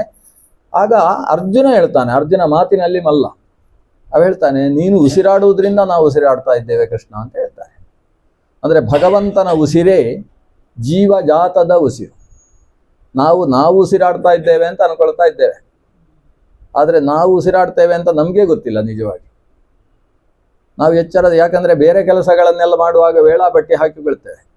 ಇವತ್ತು ಬೆಳಗ್ಗೆ 4 ಗಂಟೆಗೆ ಏಳಬೇಕು. ಅದು ವಿದ್ಯಾಮಾನ್ಯ ತೀರ್ಥರು ವೃಂದಾವನವನ್ನು ಪ್ರವೇಶ ಮಾಡಿದ ದಿನ ಬೇರೆ, ಪರಮ ಶುದ್ಧ ದಿವಸ. 4 ಗಂಟೆಗೆ ಎದ್ದು 5:30 ತನಕ ಒಂದಿಷ್ಟು ಚಂದ್ರಿಕಾದಂತಹ ಗ್ರಂಥ, ಅವರಿಗೆ ಬಹಳ ಇಷ್ಟ, ಅಂಥ ಗ್ರಂಥದ ಅವಲೋಕನ ಮಾಡಬೇಕು. ಆಮೇಲೆ ಸ್ನಾನ ಮಾಡಿ ಇಷ್ಟು ಪಾರಾಯಣ ಮಾಡಬೇಕು. ಆಮೇಲೆ ಒಂದಿಷ್ಟು ಚಿಂತನಗೋಷ್ಠಿ ನಡೆಸಬೇಕು. ಹೀಗೆಲ್ಲ ಒಂದು ಪ್ರೋಗ್ರಾಮ್ ಹಾಕ್ತೇವೆ ದಿನಪೂರ್ತಿ. ಆಮೇಲೆ ಕೊನೆಗೆ ಭಾಗವತದ ಒಂದು ಪ್ರವಚನ ಬೇರೆ ಮಾಡಬೇಕು ಇವತ್ತಿನ ದಿವಸ, ಏಕಾದಶಿ ಪರ್ವಕಾಲ ಬೇರೆ ಅಂತ. ಅದಕ್ಕೂ ಒಂದು ಟೈಮ್ ಟೇಬಲಲ್ಲಿ ಒಂದಿಷ್ಟು ಕಾಲ ಅಂತ ಹಾಕೊಳ್ತೇವೆ. ಆದರೆ ಉಸಿರಾಡುವುದಕ್ಕೆ ಅಂತ ಒಂದಿಷ್ಟು ಕಾಲ ಅಂತ ಎಲ್ಲಿಯಾದರೂ ಟೈಮ್ ಟೇಬಲಲ್ಲಿ ಇರ್ತದ? ವೇಳಾಪಟ್ಟಿಯಲ್ಲಿ ಉಸಿರಾಟಕ್ಕೆ ಅಂತ ಒಂದು ಕಾಲ ಇಲ್ಲ. ಯಾಕಂದರೆ ನಾವು ಉಸಿರಾಡ್ತೇವೆ ಅಂತ ನಮ್ಗೆ ಗೊತ್ತೂ ಇಲ್ಲ. ಉಸಿರಾಟ ಅನ್ನೋದು ಈ ಎಲ್ಲ ಕೆಲಸಗಳು ನಡೆಯುವಾಗ ಅದರ ಜೊತೆಗೇ ನಡೀತಾ ಇರುವಂಥದ್ದು. ಅದಕ್ಕೆ ಪ್ರತ್ಯೇಕವಾದ ಒಂದು ಕಾಲ ಇಲ್ಲ. ಹಾಗಾದರೆ ನಾವೇ ಸ್ವತಂತ್ರವಾಗಿ ಉಸಿರಾಡುವುದು ಅಲ್ಲ ಅನ್ನೋದು ಸ್ಪಷ್ಟ. ಇನ್ಯಾವುದೋ ನಮ್ಮನ್ನು ಉಸಿರಾಡಿಸ್ತಾ ಇದೆ. ಆ ಉಸಿರಾಡಿಸತಕ್ಕಂತಹ ಶಕ್ತಿಯನ್ನು ಪ್ರಾಣ ಅಂತ ಕರಿತೇವೆ. ಪ್ರಾಣಶಕ್ತಿ, ಮುಖ್ಯ ಪ್ರಾಣನ ಮೂಲಕ ನಮ್ಮ ಉಸಿರಾಟ ನಡೆಯುತ್ತೆ ಅಂತ ಹಂಸ ಮಂತ್ರವನ್ನು ಜಪಿಸ್ತಾ ಪ್ರಾಣದೇವ 6321000 ಶ್ವಾಸ ಜಪಗಳ ಇವುಗಳನ್ನು ನಿರಂತರ 21,600 ಸಂಖ್ಯೆಯ ಹಂಸ ಮಂತ್ರದ ಜಪವನ್ನು ನಡೆಸ್ತಾ ಶ್ವಾಸೋಚ್ಛ್ವಾಸ ನಡೆಸ್ತಾ ಇದ್ದಾನೆ. ಆದರೆ ಪ್ರಾಣದೇವನೂ ಉಸಿರಾಡ್ತಾ ಇದ್ದಾನಲ್ವಾ? ನಮ್ಮ ಉಸಿರು ಅಂದರೆ ಅವನೂ ಉಸಿರಾಡುವುದಲ್ಲ, ಅವನನ್ನು ಉಸಿರಾಡಿಸುವವ ಯಾರು? ಅದು ಅವನಿಗೂ ಉಸಿರು ಅಂತ ಕರೆಸಿಕೊಂಡಂತಹ ಭಗವಂತ. ಹಾಗಾದರೆ ಪ್ರಾಣನ ಒಳಗೆ ಭಗವಂತ ನಿಂತು ಉಸಿರಾಡಿದರೆ ನಮ್ಮ ಉಸಿರಾಟಗಳು ಉಂಟು, ಇಲ್ಲದೆ ಹೋದರೆ ಇಲ್ಲ. ಅದನ್ನು ಹೇಳಿದ ಅರ್ಜುನ, ನೀನು ಉಸಿರಾಡುವುದರಿಂದ ನಾವು ಉಸಿರಾಡ್ತಾ ಇದ್ದೇವೆ. ಭಗವಂತ ಉಸಿರು ನಿಲ್ಲಿಸಿದ ಅಂತಾದರೆ ಪ್ರಪಂಚದಲ್ಲಿ ಯಾವ ಉಸಿರೂ ಕೂಡ ಉಸಿರಾಟವನ್ನು ಮಾಡುವುದಕ್ಕೆ ಸಾಧ್ಯ ಇಲ್ಲ. ಹಾಗಾದರೆ ಉಸಿರಿನ ದೇವನಾದಂತಹ ಅಸುದೇವ ಅಂತ ಕರೆಸಿಕೊಂಡ ಪ್ರಾಣನೂ ಕೂಡ ಭಗವಂತನಿಂದ ಉಸಿರಾಡ್ತಾನೆ. ಅದನ್ನು ಭೀಮಸೇನ ಅಂತ ಹೇಳ್ತಾನೆ. ಅರ್ಜುನ ಹೇಳಿದ ಮೇಲೆ ಹೌದಪ್ಪ ಅಂತ ಹೇಳ್ತಾನೆ ಭೀಮಸೇನ.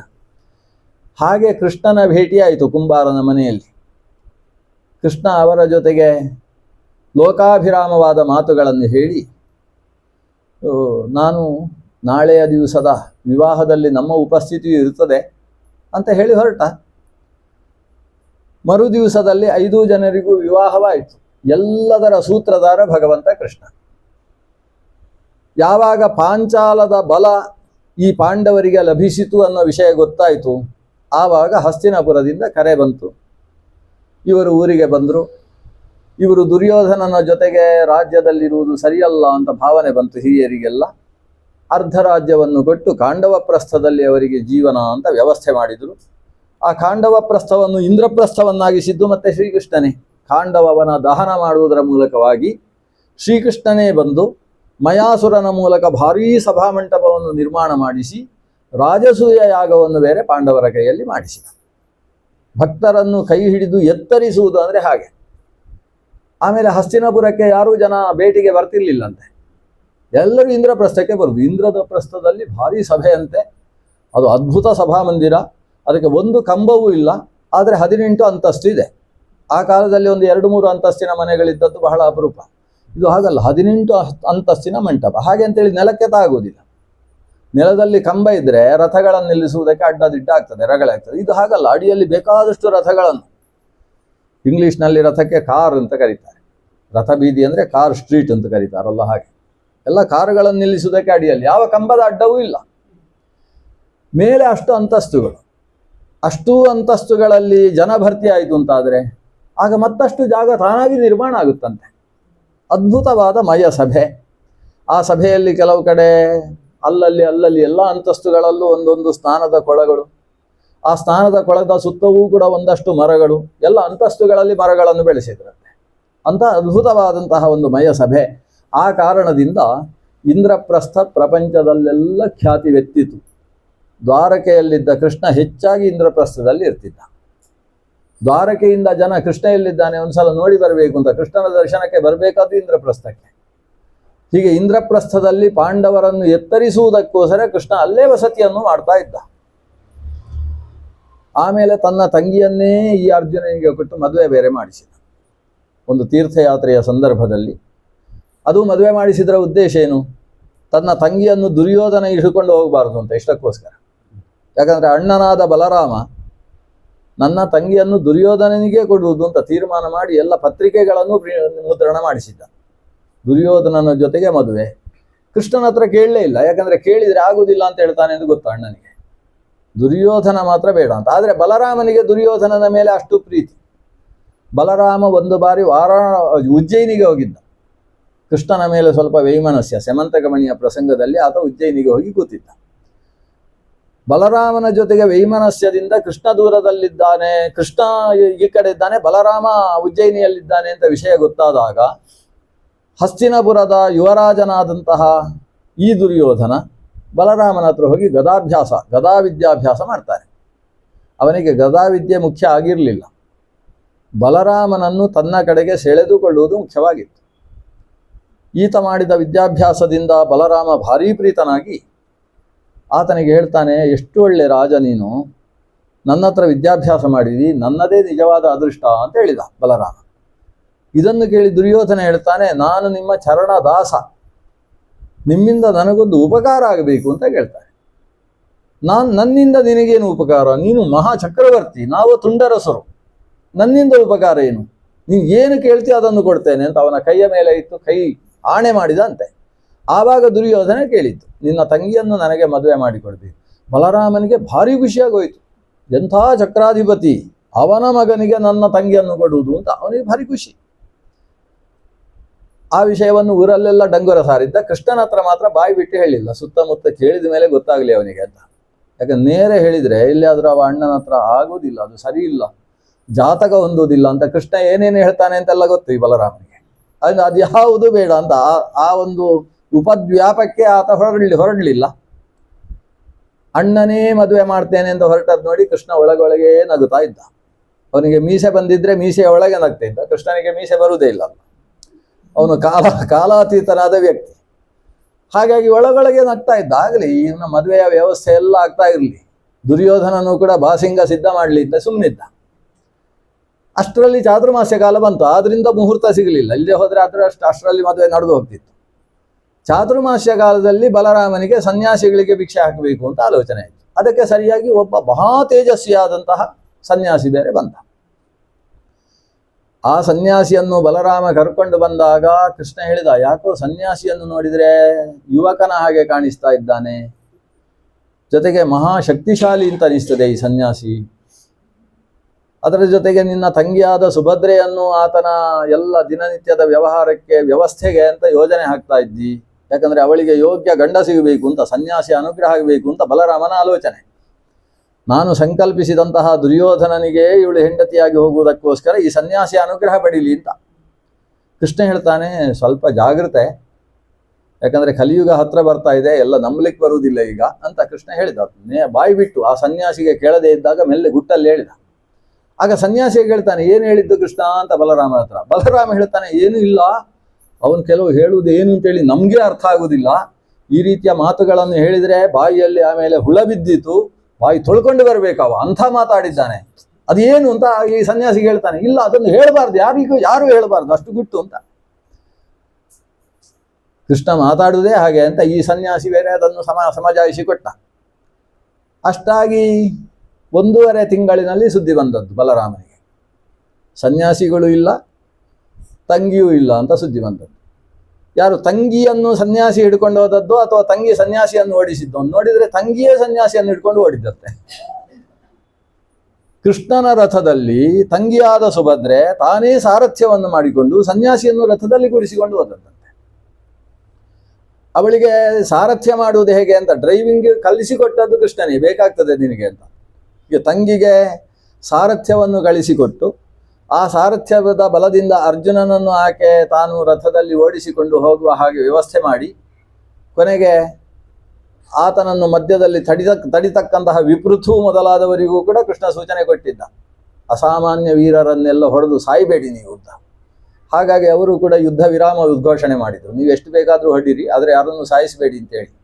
ನಿರಪರಾಧಿಗಳನ್ನು ಸಾಯಿಸಬಾರ್ದು ಅಷ್ಟೇ, ಅಪರಾಧಿಗಳನ್ನು ಸಾಯಿಸಿದರೆ ತೊಂದರೆ ಇಲ್ಲ. ಹಾಗೆ ಅರ್ಜುನ ಬಾಣ ಬಿಟ್ಟರೆ ಅವರ ಕೈಯಲ್ಲಿದ್ದ ಶಸ್ತ್ರಗಳು ಮಾತ್ರ ನಾಶ ಆಗ್ತಾ ಇದ್ವು, ಆದರೆ ಒಬ್ಬನನ್ನೂ ಸಾಯಿಸಲಿಲ್ಲಂತೆ ಅರ್ಜುನ. ಹಾಗೆ ಸಾಗಿ ಹೋಗಿದ್ದ. ಅಷ್ಟರಲ್ಲಿ ಈ ಕಡೆ ದೂರದ ಸಮುದ್ರ ತೀರದಲ್ಲಿದ್ದಂತಹ ಬಲರಾಮನಿಗೆ ಸುದ್ದಿ ಬಂತು ಹೀಗೆ ಅಂತ. ಬಲರಾಮ ಅರ್ಜುನನ ಮುಖ ನೋಡಿದ, ಕೃಷ್ಣನ ಮುಖ ನೋಡಿದ. ಕೃಷ್ಣ, ನಾನು ಈಗಲೇ ಹೊರಟಿದ್ದೇನೆ, ಅರ್ಜುನ ಎತ್ತಿಕೊಂಡು ಹೋದದ್ದು ಅಂತ ನನಗೆ ಸುದ್ದಿ ಬಂದಿದೆ. ಹಾಗಾಗಿ ನಾನೀಗಲೇ ಇಂದ್ರಪ್ರಸ್ಥಕ್ಕೆ ಹೋಗಿ ಇಂದ್ರಪ್ರಸ್ಥವನ್ನೇ ಪುಡಿಗುಟ್ಟಿ ಅಲ್ಲಿಂದ ನನ್ನ ತಂಗಿಯನ್ನು ಹೇಳ್ಕೊಂಡು ಬರ್ತೇನೆ ಅಂತ ಹೇಳಿ ಹೊರಟದ್ದೇ. ಅರ್ಜುನ ವೇಗವಾಗಿ ಓಡಿ ಬಂದು ಈ ಅಣ್ಣನನ್ನು ಎದುರು ಹಾಕಿ ಮುಂದೆ ನಿಂತಂತೆ. ಅಣ್ಣ, ಸ್ವಲ್ಪ ಆಲೋಚನೆ ಮಾಡು, ನೀನು ಹೋಗಿ ಅರ್ಜುನನನ್ನು ಹೊಡೆದು ಬಡ್ದು ಬಂದು ಹುಡುಗಿಯನ್ನು ಕರ್ಕೊಂಡೇ ಬಂದಿ ಅಂತ ಅನ್ಕೋ, ಆಮೇಲೆ ದುರ್ಯೋಧನ ಮದುವೆ ಆಗ್ತಾನೊಂದು ಒಂದು ಸಲ ಕೇಳ್ಕೊಂಡು ಆಮೇಲೆ ವಿಚಾರ ಮಾಡು. ಯಾಕಂದರೆ ಅರ್ಜುನ ಎಳ್ಕೊಂಡು ಹೋದದ್ದು ಮಾತ್ರ ಅಲ್ಲ, 1.5 ತಿಂಗಳು ಅವರಿಬ್ಬರು ಕೂಡ ಒಟ್ಟಿಗೆ ಇದ್ರು. ಅದು ಕೂಡ ಅಣ್ಣನಾದಂತಹ ಬಲರಾಮನೇ ವ್ಯವಸ್ಥೆ ಮಾಡಿದ್ದ. ಅದಕ್ಕೋಸ್ಕರ ನಾನು ಆರಂಭದಲ್ಲಿ ಹೇಳಿದ್ದೆ ತುಂಬ ಜಾಗೃತೆಯಿಂದ, ನೀನು ಕೇಳಿದ್ಯಾ ಅಂತ. ಅಣ್ಣನ ತರಾಟೆಗೆ ಬೇರೆ ತೆಗೊಂಡು ಹೇಳಿದ, ಇದಕ್ಕಿಂತ ಒಂದು ವಿಷಯ ಇದೆ, ನಾನು ಹೇಳುವುದನ್ನು ಕೇಳ್ತೀಯ ಅಂತ ಅಣ್ಣನ ಹತ್ರ ಕೇಳಿದ. ಈಗ ಅಣ್ಣ ಸ್ವಲ್ಪ ಸಮಾಧಾನ ಆಗಿದ್ದ. ಕೃಷ್ಣ, ಏನು ಈ ಸಮಸ್ಯೆಯಿಂದ ಪರಿಹಾರ ಹೊರಬರುವ ಬಗೆ ಹೇಗೆ? ಕೃಷ್ಣ ಹೇಳಿದ, ಅರ್ಜುನನಲ್ಲಿ ಏನು ದೋಷ ಇದೆ ಸ್ವಲ್ಪ ಯೋಚನೆ ಮಾಡು. ಈ ದುರ್ಯೋಧನ ಯಾವಾಗ ಸಾಯ್ತಾನೆ ಅಂತ ಹೇಳಿಕ್ ಬರುವುದಿಲ್ಲ, ಯಾಕಂದ್ರೆ ಅಧರ್ಮ ಅನ್ನೋದು ಮತ್ತೊಬ್ಬರನ್ನು ಸಾಯಿಸುವ ಕೆಲಸ ಮಾಡಿಸುವಂಥದ್ದು. ದುರ್ಯೋಧನನಲ್ಲಿ ಇಲ್ಲಿಯ ತನಕ ಒಂದು ಧಾರ್ಮಿಕ ಕೆಲಸವನ್ನು ನಾನು ನೋಡಲಿಲ್ಲ, ನೀನಾದರೂ ಕೇಳಲಿಲ್ಲ. ಆದರೆ ಅರ್ಜುನ ಎಂತಹ ಧಾರ್ಮಿಕ, ಎಂತಹ ಗಂಡುಗಲಿ, ಅವನು ಸಾಧಿಸಿದ್ದೆಷ್ಟು, ಸಾಧನೆ ಮಾಡಬಹುದಾದದ್ದೆಷ್ಟು. ಅಂತಹ ಅರ್ಜುನ ಚಂದ್ರವಂಶ ಸಂಜಾತ, ಭರತವಂಶ ಸಂಜಾತ, ಇಂದ್ರಾಂಶ ಸಂಭೂತ, ಅವನು ನಮ್ಮ ತಂಗಿಗೆ ಯೋಗ್ಯವರ ಅಂತ ನಂಗಂತೂ ಅನಿಸುತ್ತೆ. ನಾವೀಗ ಅವನಿಗೇ ಮದುವೆ ಮಾಡಿಕೊಟ್ರೆ ಲೋಕದಲ್ಲಿ ನಮಗೆ ಕೀರ್ತಿ. ಎಳ್ಕೊಂಡು ಬಂದರೆ ಆಮೇಲೆ ನಮ್ಮ ಹುಡುಗಿಗೆ ಗಂಡು ಸಿಗಲಿಕ್ಕೆ ಸಾಧ್ಯ ಇಲ್ಲ. ಇಷ್ಟೆಲ್ಲ ಸಮಸ್ಯೆ ಉಂಟು, ಯೋಚನೆ ಮಾಡು. ಬಲರಾಮ ಹೇಳಿದ, ನೀನು ಹೇಳಿದ್ದೇ ಸರಿ ಉಂಟು ಅಂತ. ಅದಕ್ಕೆ ಶ್ರೀಕೃಷ್ಣನನ್ನು ಭಾಗವತ ಆರಂಭದಲ್ಲಿ ಹೇಳಿದ್ದೆ ಹೇಗೆ? ಅರ್ಥೇಶು ಅಭಿಜ್ಞ ಸ್ವರಾಟ್, ಅರ್ಥೇಶು ಅಭಿಜ್ಞ ಸ್ವರಾಟ್. ಸ್ವರಾಟ್ ಅಂದರೆ ತನಗೆ ತಾನೇ ರಾಜ, ಅವನಿಗೆ ಮತ್ತೊಬ್ಬ ರಾಜ ಇಲ್ಲ, ಅವ ಇನ್ನೊಬ್ಬರು ಹೇಳಿದ ಹಾಗೆ ಕೇಳುವವ ಅಲ್ಲ. ಬಲರಾಮನಿಗೆ ತಮ್ಮನಾಗಿದ್ರೂ ಅಣ್ಣನಾದ ಬಲರಾಮ ಇವ ಹೇಳಿದ ಹಾಗೆ ಕೇಳಬೇಕೆ ಹೊರತು ಬಲರಾಮ ಹೇಳಿದ್ದು ನಡೀತಿರ್ಲಿಲ್ಲ. ಸ್ವರಾಟ ಆದಂತಹ ಭಗವಂತ ಕೃಷ್ಣ ಪಾಂಡವರಿಗೆ ತನ್ನ ತಂಗಿಯನ್ನೂ ಮದುವೆ ಮಾಡಿಸುವ ವ್ಯವಸ್ಥೆಯನ್ನು ಮಾಡಿ ಪಾಂಡವರನ್ನು ಇನ್ನಷ್ಟು ಹತ್ತಿರವಾಗಿಸಿಕೊಂಡು ಅವರ ರಕ್ಷಣೆಗೆ ತಾನು ಕಟಿಬದ್ಧವಾಗಿ ನಿಂತ. ಈಗ ಪ್ರಸಂಗ ಏನು? ಅಶ್ವತ್ಥಾಮ ಬಿಟ್ಟಂತಹ ಅಸ್ತ್ರ ಇವರ ಮೇಲೆ ಏರಿ ಬಂತು. ಈಗ ಇನ್ನು ಕುರುಕ್ಷೇತ್ರಕ್ಕೆ ನುಗ್ಗಿದ್ರೆ ಅಂತೂ ಕುರುಕ್ಷೇತ್ರದಲ್ಲಿ ಕೃಷ್ಣನದ್ದೇ ರಕ್ಷಣೆ ಇವರದ್ದು. ನಾರಾಯಣಾಸ್ತ್ರ ಪ್ರಯೋಗ ಆದಾಗ, ಆಗ್ನೇಯಾಸ್ತ್ರ ಪ್ರಯೋಗ ಆದಾಗ ರಕ್ಷಣೆ ಕೊಟ್ಟವ ಕೃಷ್ಣ. ಇದೀಗ ಅದೇ ಅಶ್ವತ್ಥಾಮ ಬ್ರಹ್ಮಾಸ್ತ್ರವನ್ನು ಪ್ರಯೋಗಿಸಿ ಇವರೆಲ್ಲ ಶಾಂತವಾಗಿ ಕೂತಿದ್ದಾರಂತೆ. ಧರ್ಮರಾಜ ಸಿಂಹಾಸನದಲ್ಲಿದ್ದಾನೆ. ಸಿಂಹಾಸನದಷ್ಟೇ ಎತ್ತರದ ಮತ್ತೊಂದು ಆಸನವನ್ನು ಕೃಷ್ಣನಿಗೋಸ್ಕರ ಹಾಕಿದ್ದಾರೆ. ಯುವರಾಜನಾದಂತಹ ಭೀಮಸೇನ ಪಕ್ಕದ ಆಸನದಲ್ಲಿ ಕೂತಿದ್ದಾನೆ. ಸೇನಾಪತಿಯಾದಂತಹ ಅರ್ಜುನ ಒಂದು ಸಿಂಹಾಸನದಲ್ಲಿ ಕೂತಿದ್ದಾನೆ. ನಕುಲ ಸಹದೇವರು ಈ ಲೋಕ ಮತ್ತು ಪರದೇಶ ಅದರ ವ್ಯವಸ್ಥೆಯನ್ನು ನೋಡಿಕೊಳ್ಳತಕ್ಕಂಥವರು, ಅವರು ಕೂಡ ಆಸನ ವಿಶೇಷದಲ್ಲಿ ಕೂತಿದ್ದಾರೆ.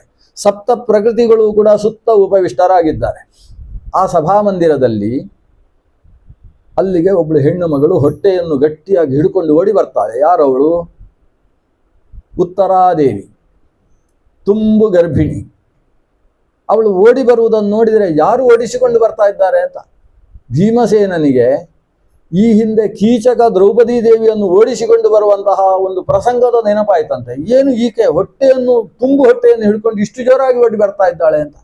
ಭೀಮಸೇನ ತನ್ನ ಗದೆಯನ್ನು ಹಿಡ್ಕೊಂಡು ಬಂದು ರಕ್ಷಣೆಗೋಸ್ಕರ ನಿಂತ. ಅರ್ಜುನ ಬಿಲ್ಲು ಎತ್ತಿದ, ನಕುಲ ಸಹದೇವರು ಕತ್ತಿಯನ್ನು ಎತ್ತಿದ್ದಾರೆ. ಧರ್ಮರಾಜ ಮಾತ್ರ ಸಾಧ್ಯ ಆದರೆ ಶಾಪ ಕೊಡುವುದು ಅಂತ, ಅವನಿಗೆ ಕತ್ತಿಯು ಕೂಡ ಕೈಗೆ ಬರಲಿಲ್ಲ, ಸುಮ್ಮನೆ ಕೂತಿದ್ದಾರೆ. ಕೃಷ್ಣನ ಇವರ ರಕ್ಷಣೆಯನ್ನು ಆಕೆ ರಕ್ಷಣೆ ಸಿಗ್ತದೆ ಅಂತ ಅನ್ನಿಸ್ಲಿಲ್ಲ ಅವಳಿಗೆ.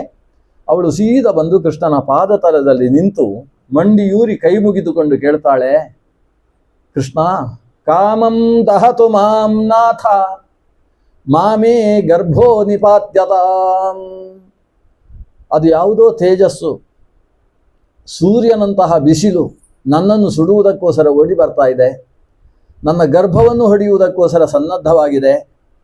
ಆ ತೇಜಸ್ಸು ನನ್ನನ್ನು ಬೇಕಾದ ಹಾಗೆ ಸುಟ್ಟು ಹಾಕಲಿ ಕೃಷ್ಣ. ಮಾಮೇ ಗರ್ಭೋ ನಿಪಾತ್ಯತ.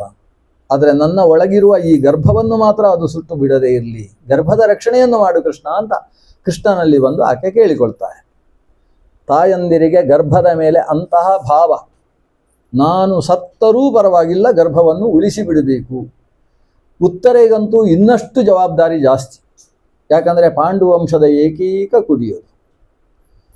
ಕುರುಕ್ಷೇತ್ರದ ಮೂಲೆಯಲ್ಲಿ ಶರೀರವನ್ನು ತ್ಯಾಗ ಮಾಡಿದಂತಹ ಮಹಾಬಲಶಾಲಿ ಕಲಿಬಲಿ ಅಂತ ಕರೆಸಿಕೊಂಡಂತಹ ಅಭಿಮನ್ಯುವಿನ ಪತ್ನಿ ಪಾರ್ಥನ ಮೊಮ್ಮಗು ಇವತ್ತು ಆ ಗರ್ಭದಲ್ಲಿದೆ. ಅದು ಒಂದೇ ಈ ವಂಶಕ್ಕೆ ಇರತಕ್ಕಂತಹ ಆಶಾ ಕಿರಣ. ಅದನ್ನು ಹೊತ್ತು ರಕ್ಷಣೆ ಮಾಡುವಂತಹದ್ದು ಆ ಉತ್ತರಾದೇವಿಯ ಜವಾಬ್ದಾರಿ. ಅದಕ್ಕೋಸ್ಕರವೇ ಆಕೆ ಪ್ರಾಣವನ್ನು ಉಳಿಸಿಕೊಂಡಿದ್ದಾಳೆ.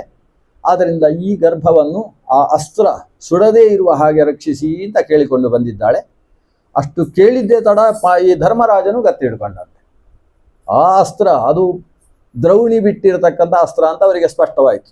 ಅಸ್ತ್ರವನ್ನು ಎದುರಿಸುವುದಕ್ಕೆ ಅಂತ ಕತ್ತಿ ಹಿಡಿದ್ರೆ ಭಗವಂತ ಕೃಷ್ಣ ಹೇಳ್ತಾನೆ, ನಿಮ್ಮ ಅಸ್ತ್ರ, ನಿಮ್ಮ ಕೈಯಲ್ಲಿರುವ ಶಸ್ತ್ರ, ಆ ಬಂದಿರುವ ಅಸ್ತ್ರವನ್ನು ಏನು ಮಾಡುವುದಕ್ಕೆ ಸಾಧ್ಯ ಇಲ್ಲ. ಯಾಕಂದರೆ ಅದು ಕಣ್ಣಿಗೆ ಕಾಣಿಸುವ ಹಾಗೆ ಬರುವುದಿಲ್ಲ. ಮಂತ್ರ ಪರಿಪೂರ್ಣವಾದ ಆ ಅಸ್ತ್ರ ಈಕೆಯ ಗರ್ಭದ ಒಳಗೆ ಹೋಗಿ ಅದನ್ನು ಸುಟ್ಟು ಹಾಕುವ ಕೆಲಸವನ್ನು ಮಾಡ್ತದೆ. ಆದ್ದರಿಂದ ನೀವು ಆಲೋಚನೆ ಮಾಡಬೇಡಿ, ನಿಮ್ಮ ಅಸ್ತ್ರಗಳನ್ನು ಒಳಗಿಟ್ಟುಕೊಳ್ಳಿ, ಗರ್ಭದ ರಕ್ಷಣೆಯ ಜವಾಬ್ದಾರಿಯನ್ನು ನನಗೆ ಬಿಡಿ ಅಂತ ಕೃಷ್ಣ ಹೇಳಿದ. ಹೇಳಿ ತಾನು ಅವರಿಗೆ ಅಭಯವನ್ನು ಕೊಟ್ಟವ. ತಾನೊಂದು ರೂಪದಿಂದ ಸುದರ್ಶನಾಸ್ತ್ರ ಸಮೇತವಾಗಿ ಆಕೆಯ ಉದರದಲ್ಲಿ ಹೋಗಿ ಆ ಗರ್ಭದ ರಕ್ಷಣೆಗೋಸ್ಕರ ನಿಂತ. ನಿಜವಾಗಿ ಭಗವಂತನ ಕೈಯಲ್ಲಿದ್ದಂತಹ ಸುದರ್ಶನಾಸ್ತ್ರದ ಮೂಲಕ ಆ ಬ್ರಹ್ಮಾಸ್ತ್ರವನ್ನೇ ನಾಶ ಮಾಡುವುದಕ್ಕೆ ಶಕ್ತಿ ಇದೆ ಭಗವಂತನಿಗೆ. ಆದರೆ ಮಾಡಲಿಲ್ಲ. ಯಾಕೆ? ಸುದರ್ಶನಾಸ್ತ್ರಕ್ಕೆ ಅಭಿಮಾನಿನಿ ದುರ್ಗಾದೇವಿ, ಬ್ರಹ್ಮಾಸ್ತ್ರಕ್ಕೆ ಅಭಿಮಾನಿ ವಾಯುದೇವರು. ಸವಿತೃನಾರಾಯಣನನ್ನು ಪ್ರತಿಪಾದಿಸುವ 24 ಅಕ್ಷರದ ಮಹಾಬ್ರಹ್ಮ ಮಂತ್ರದಿಂದ ಅಭಿಮಂತ್ರಿತವಾದಂತಹ ಆ ಅಸ್ತ್ರಕ್ಕೆ ವಾಯುದೇವರು ಅಭಿಮಾನಿಗಳು. ವಾಯುದೇವರ ಅಭಿಮಾನವುಳ್ಳಂತಹ ಅಸ್ತ್ರ ಅದು ತನ್ನ ಕೆಲಸವನ್ನು ಮಾಡದೇ ಉಪಸಂಹೃತವಾಯಿತು ಅಂತಾದರೆ ಅದು ವಾಯುದೇವರ ಮರ್ಯಾದೆ ತೆಗೆದ ಹಾಗೆ. ಯಾವ ಅಪ್ಪನಿಗೂ ಯಾವ ಅಮ್ಮನಿಗೂ ತನ್ನ ಮಗನ ಮರ್ಯಾದೆ ಉಳಿಬೇಕು ಅಂತ ಯಾವತ್ತೂ ಇರ್ತದೆ.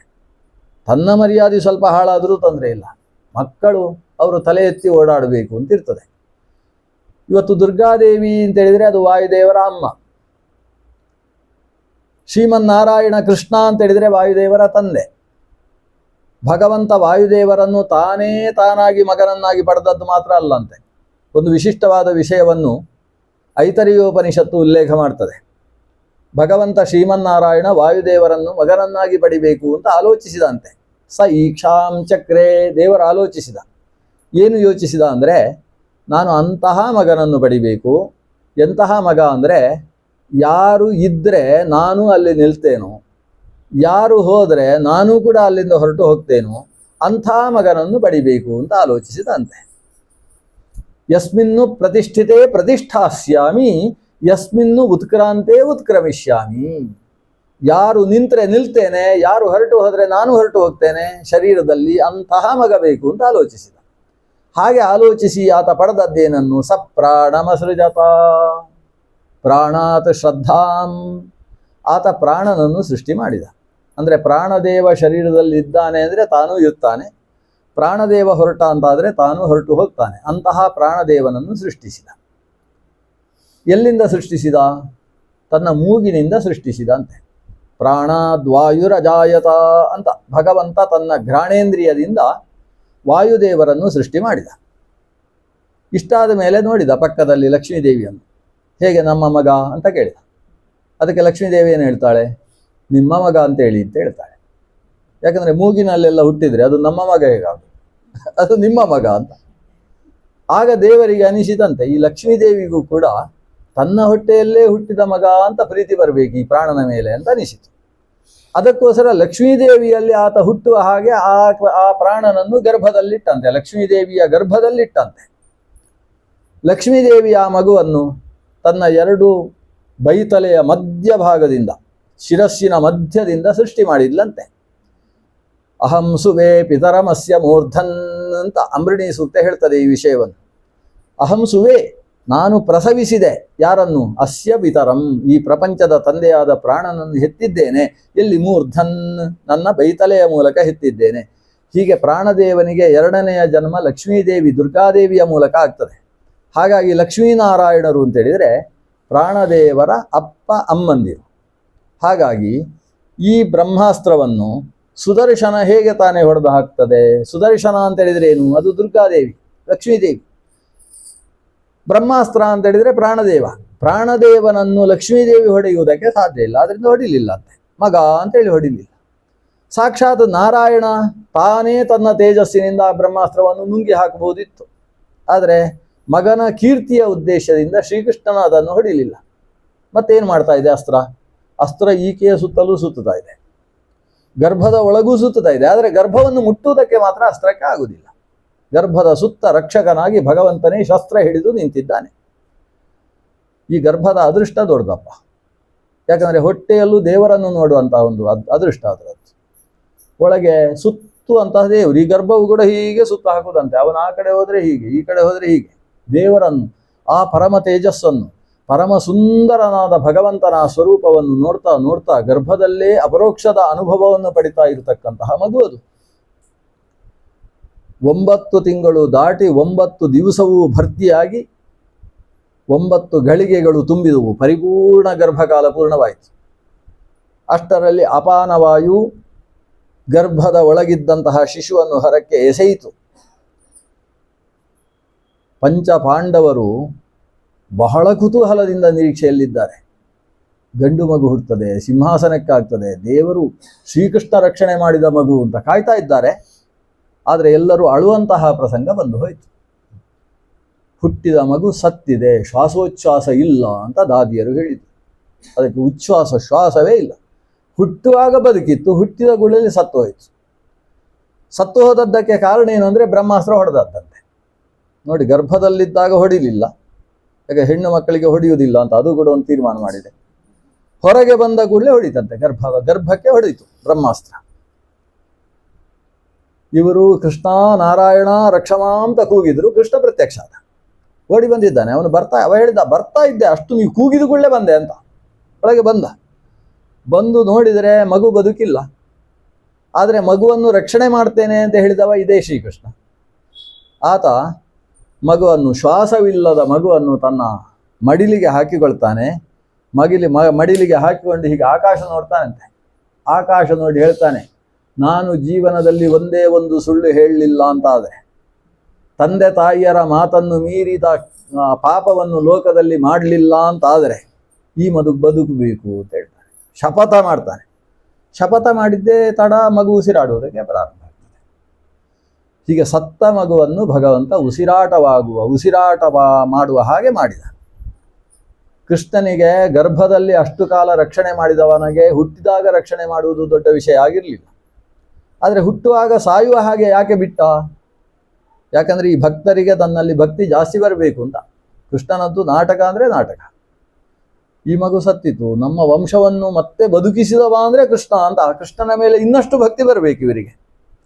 ಅಷ್ಟೇ ಅಲ್ಲ, ಬ್ರಹ್ಮಾಸ್ತ್ರ ವ್ಯರ್ಥವಾಯಿತು ಅಂತ ಪ್ರಥಾಲೋಕದಲ್ಲಿ ಬರಬಾರ್ದು.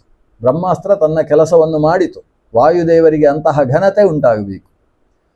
ಅಷ್ಟೇ ಅಲ್ಲ, ತನ್ನ ಮಾತು ಸುಳ್ಳಾಗಬಾರ್ದು. ಅಷ್ಟೇ ಅಲ್ಲ, ನಾನು ಜೀವನದಲ್ಲಿ ಒಂದು ಸುಳ್ಳು ಹೇಳಲಿಲ್ಲ ಅಂತ ಲೋಕಕ್ಕೆ ಗೊತ್ತಾಗಬೇಕು.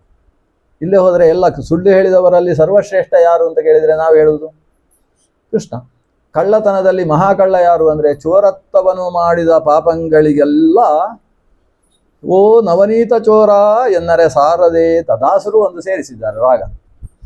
ಜಾರತ್ವವನ್ನು ಮಾಡಿದ ಪಾಪಗಳಿಗೆಲ್ಲ ಓ ಗೋಪಿ ಜನ ಜಾರ ಎಂದರೆ ಸಾಲದಿ ಅಂತ. ಹೀಗೆ ಕೃಷ್ಣನನ್ನು ಜಾರ ಚೋರ ಅಂತ ಹೇಳುವುದರಲ್ಲಿ ನಮಗೊಂದು ಖುಷಿ.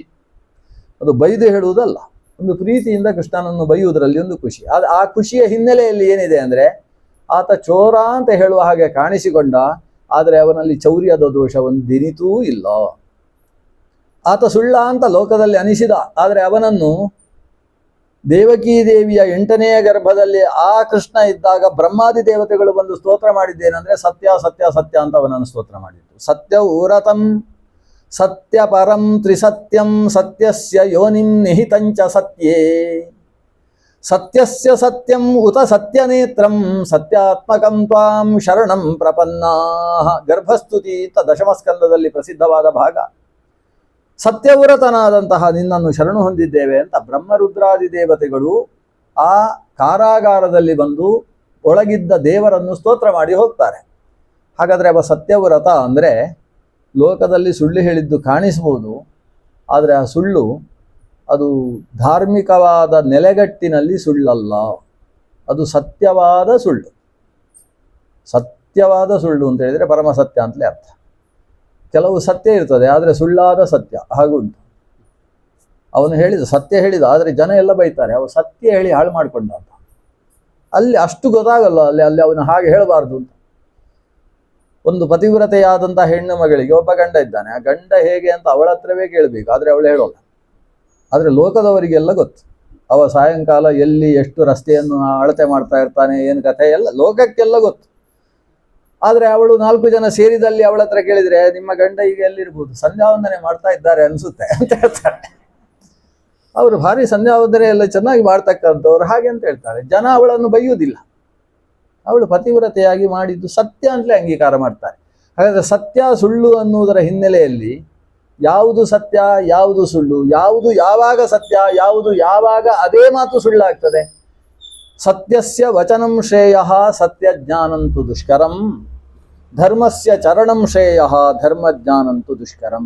ಸತ್ಯ ಹೇಳುವುದು ಭಾರಿ ಒಳ್ಳೆಯದು, ಆದರೆ ಯಾವುದು ಯಾವಾಗ ಸತ್ಯ ಅಂತ ತೀರ್ಮಾನಿಸುವುದು ಭಾರಿ ಕಷ್ಟ ಅಂತ ವೇದವ್ಯಾಸರೇ ಹೇಳ್ತಾರೆ.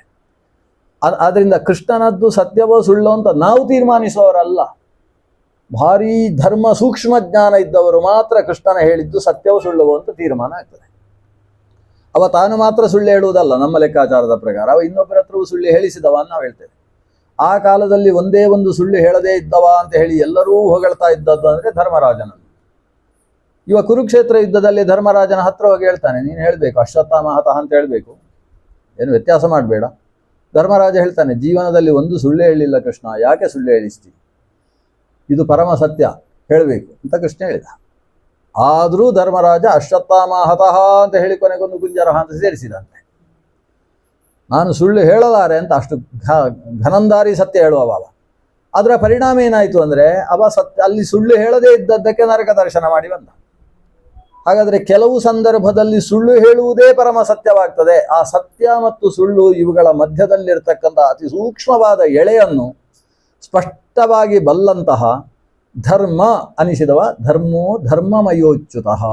ಈ ಅಚ್ಯುತನೆನಿಸಿದಂತಹ ಕೃಷ್ಣನೇ ಧರ್ಮ ಸ್ವರೂಪಿಯಾಗಿದ್ದಾನೆ.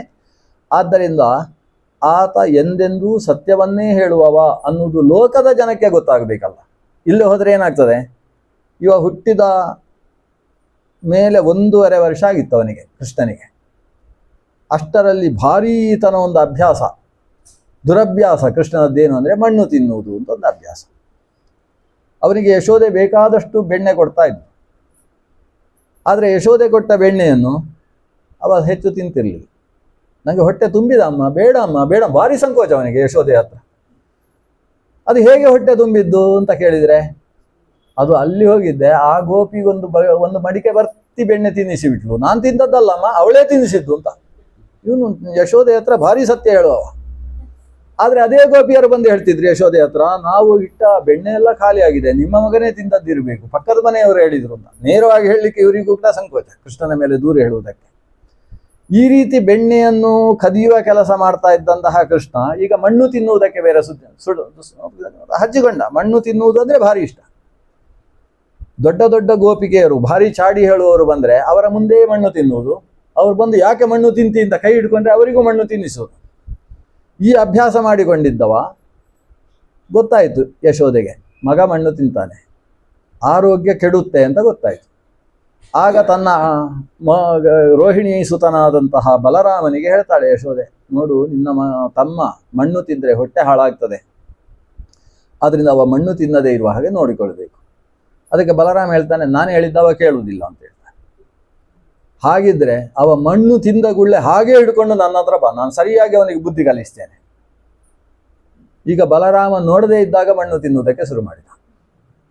ಅವ ಮಣ್ಣು ತಿನ್ನದ್ದು ಗೊತ್ತಾದದ್ದೇ ತಡ ಬಲರಾಮ ಜೋರು ಮಾಡಿದ, ಯಾಕೆ ಮಣ್ಣು ತಿಂತಾ ಇದ್ದೀನಿ, ನಾನು ಮಣ್ಣು ತಿನ್ನುವುದನ್ನು ತಡೆಯುವುದಕ್ಕೆ ನೀನು ಯಾರು ಅಂತ ಅಣ್ಣನಿಗೆ ಜೋರು ಮಾಡಿದ ಈ ಮಗು ಅಂತ ಹೇಳಿತ. ಅವನ ಅಣ್ಣನ ಮುಂದೆ ಮಣ್ಣಿಗೆ ಬಾಯಿಗೆ ಬತ್ತಿ ಮಣ್ಣು ಹಾಕೊಂಡಂತೆ.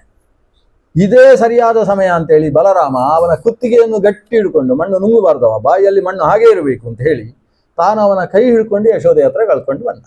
ಈ ರೆಡ್ ಹ್ಯಾಂಡ್ ಆಗಿ ಹಿಡ್ಕೊಂಡು ಬರುವುದೊಂದುಂಟಲ್ವ, ಹಾಗೆ ಬಾಯಲ್ಲಿ ಮಣ್ಣು ಇದ್ದ ಹಾಗೆ ಹಿಡ್ಕೊಂಡು ಬಂದ. ಆದರೆ ಕೃಷ್ಣ ಅಷ್ಟರಲ್ಲೇ ಒಂದು ಉಪದ್ವ್ಯಾಪ ಮಾಡಿಬಿಟ್ಟಿದ್ದಾನೆ. ಎಡಗೈಯಲ್ಲಿದ್ದ ಮಣ್ಣನ್ನು ಇವನ ಬಾಯಿಗೂ ತುರುಕಿಟ್ಟಿದ್ದಾನೆ. ಅಣ್ಣ ತಿಂದ, ಅದಕ್ಕೆ ನಾನು ತಿಂದೆ ಅಂತ ಹೇಳ್ಬೋದು ಅಂತ. ಬಲರಾಮ ಕರ್ಕೊಂಡು ಬಂದು ಯಶೋದೆಯ ಮುಂದೆ ನಿಲ್ಲಿಸಿ, ಅಮ್ಮ ನೋಡು, ಬಾಯಲ್ಲಿ ಮಣ್ಣಿ ಬೇರೆ ಹಾಕೊಂಡು ಬಂದಿದ್ದಾನೆ, ಮಣ್ಣು ತಿಂತಾ ಇದ್ದಾಗೆ ಹಿಡ್ಕೊಂಡು ಬಂದಿದ್ದೇನೆ, ವಾಂತಿ ಮಾಡಿಸೋವನ ಹತ್ರ ಅಂತ. ಯಶೋದೆಗೆ ಕಾಣಿಸ್ತಾ ಇದೆ ಮಣ್ಣು ಬಾಯಲ್ಲೆಲ್ಲ. ಇವ ಬಾಯಿ ಬೇರೆ, ಈ ಬಾಯಲ್ಲಿ ಹನುಮಂತನ ಬಾಯಿ ಮಾಡ್ಕೊಂಡಿದ್ದಾನೆ ಇವ. ಅವನ ಹತ್ರ ಯಶೋದೆ ಕೇಳ್ತಾರೆ, ಮಣ್ಣು ತಿಂದೀಯಾ ಮಗನೇ ಅಂತ ಕೇಳಬೇಕಾಯ್ತು. ಮಣ್ಣು ಬಾಯಲ್ಲಿ ಹಾಕೊಂಡಿದ್ದಾನೆ, ಮಗನೇ ಮಣ್ಣು ತಿಂದೀಯಾ ಅಂತ ಅಮ್ಮ ಅಷ್ಟು ಪ್ರೀತಿಯಿಂದ ಪ್ರಶ್ನಿಸಿದ್ದು. ಮಗು ಅದಕ್ಕೆ ಸರಿಯಾಗಿ ಉತ್ತರ, ನಾನೆಲ್ಲಿ ತಿಂತೇನೆ ಅಮ್ಮ ಅಂತ ಆ ಮಗು ಹೇಳುತ್ತೆ. ನಾಹಂ ಭಕ್ಷಿತವಾನಂಬ ಸರ್ವೇ ಮಿಥ್ಯಾಭಿಶಂಸಿನಃ. ಅಮ್ಮ ನಾನು ತಿನ್ನಲಿಲ್ಲ ಅಮ್ಮ. ಯಶೋದೆ ಕೇಳ್ತಾಳೆ, ಅಲ್ಲ ನಿನ್ನ ಅಣ್ಣನೇ ಹೇಳ್ತಾ ಇದ್ದಾನೆ.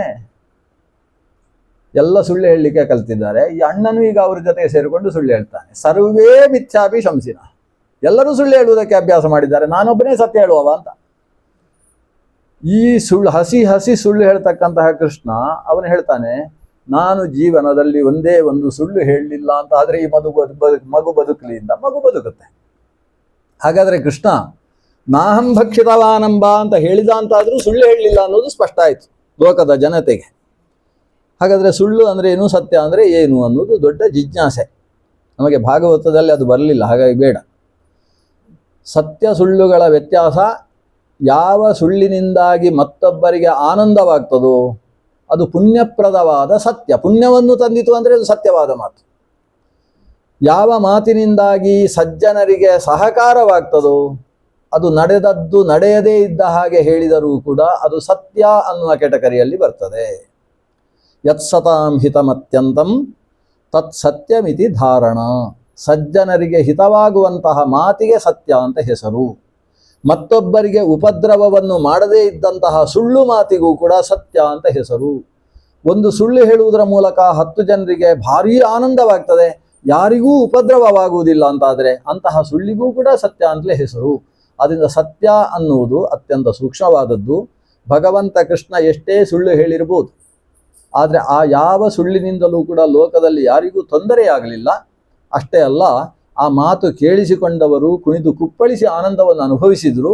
ಆದ್ದರಿಂದ ಕೃಷ್ಣ ಜೀವನದಲ್ಲೆಲ್ಲೂ ಸುಳ್ಳು ಹೇಳದೇ ಇದ್ದವ ಅನ್ನುವ ಕಾರಣದಿಂದ ಭಗವಂತ ಕೃಷ್ಣ ಆ ಮಗುವನ್ನು ಸಂರಕ್ಷಣೆ ಮಾಡಿದ. ಅದಕ್ಕೋಸ್ಕರ ಆ ಮಗುವಿಗೆ ವಿಷ್ಣುರಾತ ಅಂತ ಹೆಸರಾಯಿತು. ಆದರೆ ಆ ಮಗು ಏನು ಮಾಡ್ತಾ ಇದೆ? ಕೃಷ್ಣ ಅದಕ್ಕೆ ಶ್ವಾಸೋಚ್ಛ್ವಾಸ ಕೊಟ್ಟ, ಸರಿಯಾಯಿತು. ಅಲ್ಲಿಂದ ಮತ್ತೆ ಕೃಷ್ಣ ಹೊರಡುವಾಗ ಘಟಿಸಿದ ಘಟನೆಯೇ ಕುಂತಿ ಸ್ತುತಿ. ಕೃಷ್ಣ ಹೋದರೆ ಈ ಮಗು ಮಾತ್ರ ಸುತ್ತಮುತ್ತ ಕೃಷ್ಣನನ್ನೇ ಹುಡುಕ್ತಾ ಇದೆ. ಯಾರ ಮುಖವನ್ನು ನೋಡಿದರೂ ಕೂಡ ಅದಕ್ಕೆ ಇಷ್ಟ ಇಲ್ಲ. ಅಲ್ಲಿ ಧರ್ಮರಾಜ ಇದ್ದಾನೆ, ಅವನ ಮುಖ ನೋಡ್ತದೆ, ಕೃಷ್ಣ ಅಲ್ಲ ಅಂತ ಗೊತ್ತಾಯಿತು. ಮತ್ತೊಬ್ಬರ ಮುಖ ನೋಡುವುದು, ಮತ್ತೊಬ್ಬರ ಮುಖ, ಎಲ್ಲರ ಮುಖ ನೋಡುವುದು. ಅದಕ್ಕೆ ನಾನು ಹೊಟ್ಟೆಯಲ್ಲಿ ನೋಡ್ತಾ ಇದ್ದದ್ದು ಎಲ್ಲಿ ಉಂಟು ಅಂತ, ಅದನ್ನು ನೋಡಿದ್ರೇನೆ ಈ ಕಣ್ಣಿಗೆ ಸಾರ್ಥಕ್ಯ, ಅದನ್ನು ನೋಡದೇ ಇದ್ರೆ ಕಣ್ಣು ಇದ್ರೂ ವ್ಯರ್ಥ ಅಂತ ಅದನ್ನು ಹುಡುಕ್ತಾ ಇದೆ ಅದು. ಅದಕ್ಕೆ ಏನನ್ನಿಸ್ತದೆ ಅಂದರೆ, ಈ ಲೋಕದ ಜನರ ಮುಖ ನೋಡಿದರೆ ಮಂಗಗಳನ್ನು ಕಂಡ ಹಾಗೆ ಆಗುತ್ತೆ. ಆ ಭಗವಂತನ ಸೌಂದರ್ಯದ ಮುಂದೆ ಲೋಕದ ಜನರ ಮುಖ ಅದು ಮಂಗದ ಮುಖದ ಹಾಗೆ ಅಂತ. ದೇವರನ್ನು ಕಾಣಬೇಕು, ಆದರೆ ಅದು ಕಾಣಿಸ್ತಾ ಇಲ್ಲ. ಹೀಗೆ ಗರ್ಭದೃಷ್ಟ ಮನುಧ್ಯಾಯನ್ ಪರೀಕ್ಷೇತ ನರೇಶ್ವಿಹ, ತಾನು ಗರ್ಭದಲ್ಲಿ ದೃಷ್ಟವಾದದ್ದನ್ನು ಧ್ಯಾನ ಮಾಡ್ತಾ ನರರಲ್ಲಿ ಪರೀಕ್ಷೆಯನ್ನು ಮಾಡ್ತಾ ಇದ್ದದ್ರಿಂದ ಆ ಮಗುವಿಗೆ ಹೆಸರಿಡುವಾಗ ಪರೀಕ್ಷಿತ್. 2 ಹೆಸರಿದೆ ಆ ಮಗುವಿಗೆ. ವಿಷ್ಣುರಾತ ಅಂತ ಮೊದಲೇ ಹೆಸರಾಯ್ತಲ್ಲ, ಅಕ್ಕಿಯಲ್ಲೇ 2 ಹೆಸರು ಬರೆದ್ರು, ಒಂದು ಪರೀಕ್ಷಿತ ಮತ್ತೊಂದು ಪರೀಕ್ಷಿತ್. ಅದು ಪರೀಕ್ಷಿತ್ ಅಂತ ತಕಾರಾಂತವಾದ ಶಬ್ದ. ಪರೀಕ್ಷಿತ್, ಪರೀಕ್ಷಿತವು, ಪರೀಕ್ಷಿತಃ ಅಂತ ನಡೆಯುವ ಒಂದು ಶಬ್ದ. ಇನ್ನೊಂದು ಪರೀಕ್ಷಿತಃ, ಪರೀಕ್ಷಿತವು, ಪರೀಕ್ಷಿತಾಹ ಅಂತ ಆಕಾರಾಂತವಾದ ಮತ್ತೊಂದು ಶಬ್ದ. ಅದು ಈಕ್ಷದರ್ಶನೆ ಅನ್ನುವ ಧಾತುವಿನಲ್ಲಿ ತಪ್ರತ್ಯಯ ಬಂದು ಆಗಿರುವ ರೂಪ. ಹೀಗೆ ಪರೀಕ್ಷಿತ ಅನ್ನುವ ಹೆಸರು ಕೂಡ ಅವನಿಗಿದೆ. ಪರೀಕ್ಷಿತಸ್ಯ ಜನನಿ, ಪರೀಕ್ಷಿತಸ್ಯ ಅನ್ನುವ ಶಬ್ದವನ್ನು ಕೂಡ ಶ್ರೀಮದ್ ಭಾಗವತ ಬಳಸ್ತದೆ. ಪರೀಕ್ಷಿತಃ, ಪರೀಕ್ಷಿತ್ ಅನ್ನುವ ಶಬ್ದವನ್ನು ಕೂಡ ಈ ಭಾಗವತ ಬಳಸುತ್ತೆ. ಅಂತೂ ಪಾಂಡುವಂಶದ ಕುಡಿ ಪರೀಕ್ಷಿತ ಹುಟ್ಟಿದ್ದಕ್ಕೆ ನಾವು ಭಾಗವತ ಕೇಳುವ ಹಾಗೆ ಆಯಿತು. ಅವ ಹುಟ್ಟದೇ ಹೋಗಿದ್ದಿದ್ರೆ ನಾವು ಎಲ್ಲಿ ಭಾಗವತ ಕೇಳಬೇಕಿತ್ತು? ಪರೀಕ್ಷಿತ ಭಾಗವತವನ್ನು ಕೇಳುವುದಕ್ಕೆ ಅವಕಾಶವನ್ನು ನಿರ್ಮಿಸಿಕೊಂಡದ್ದು ಅವನೇ. ಇಲ್ಲದೆ ಹೋದರೆ ಪರಮ ಧರ್ಮಶ್ರದ್ಧಾಳುವಾದಂತಹ ರಾಜ ಪರೀಕ್ಷಿತ ಪಂಚಪಾಂಡವರಲ್ಲಿ ಧರ್ಮರಾಜನೇ ಅಭಿಷೇಕ ಮಾಡಿ ಸಿಂಹಾಸನದಲ್ಲಿ ಕೂಡಿಸಿದ್ದವನನ್ನು. ಶ್ರೀಕೃಷ್ಣ ಅವತಾರ ಸಮಾಪ್ತಿ ಮಾಡಿದ ಅನ್ನುವ ವಿಷಯವನ್ನು ಕೇಳಿದ ಕೂಡಲೇ ದ್ರೌಪದಿ ಸಮೇತರಾದಂತಹ ಪಂಚಪಾಂಡವರು ಕೂಡ ಉತ್ತರಕ್ಕೆ ಮಹಾಪ್ರಸ್ಥಾನವನ್ನು ಕೈಗೊಳ್ತಾರೆ.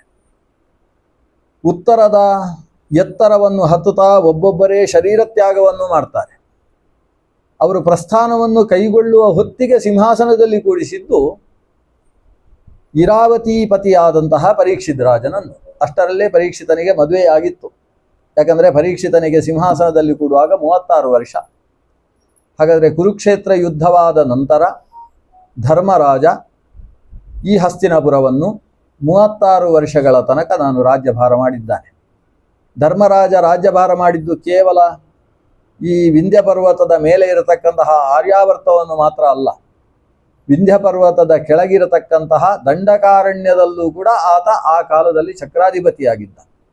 ಹಾಗಾಗಿ ಧರ್ಮರಾಜ ಈ ಉತ್ತರಂ ಯತ್ ಸಮುದ್ರಸ್ಯ ಹಿಮಾದ್ರೇಶ್ಚೈವ ದಕ್ಷಿಣಂ ವರ್ಷಂ ತದ್ ಭಾರತಂ ಪ್ರೋಕ್ತಂ ಭಾರತೀ ಯತ್ರ ಸಂತತಿ ಅಂತ ಹೇಳುವ ಸಮುದ್ರದ ಮೇಲ್ಭಾಗ ಮತ್ತು ಹಿಮಾಲಯದ ಕೆಳಭಾಗ ಅಂತ ಕರೆಸಿಕೊಳ್ಳುವ ಇವತ್ತಿನ ಬರ್ಮಾ ಅಂತ ದೇಶ ಏನು ಕರಿತೇವೆ, ಬ್ರಹ್ಮಾವರ್ತ ಅಂತ ಕರೆಸುವ ದೇಶ ಇರಬಹುದು.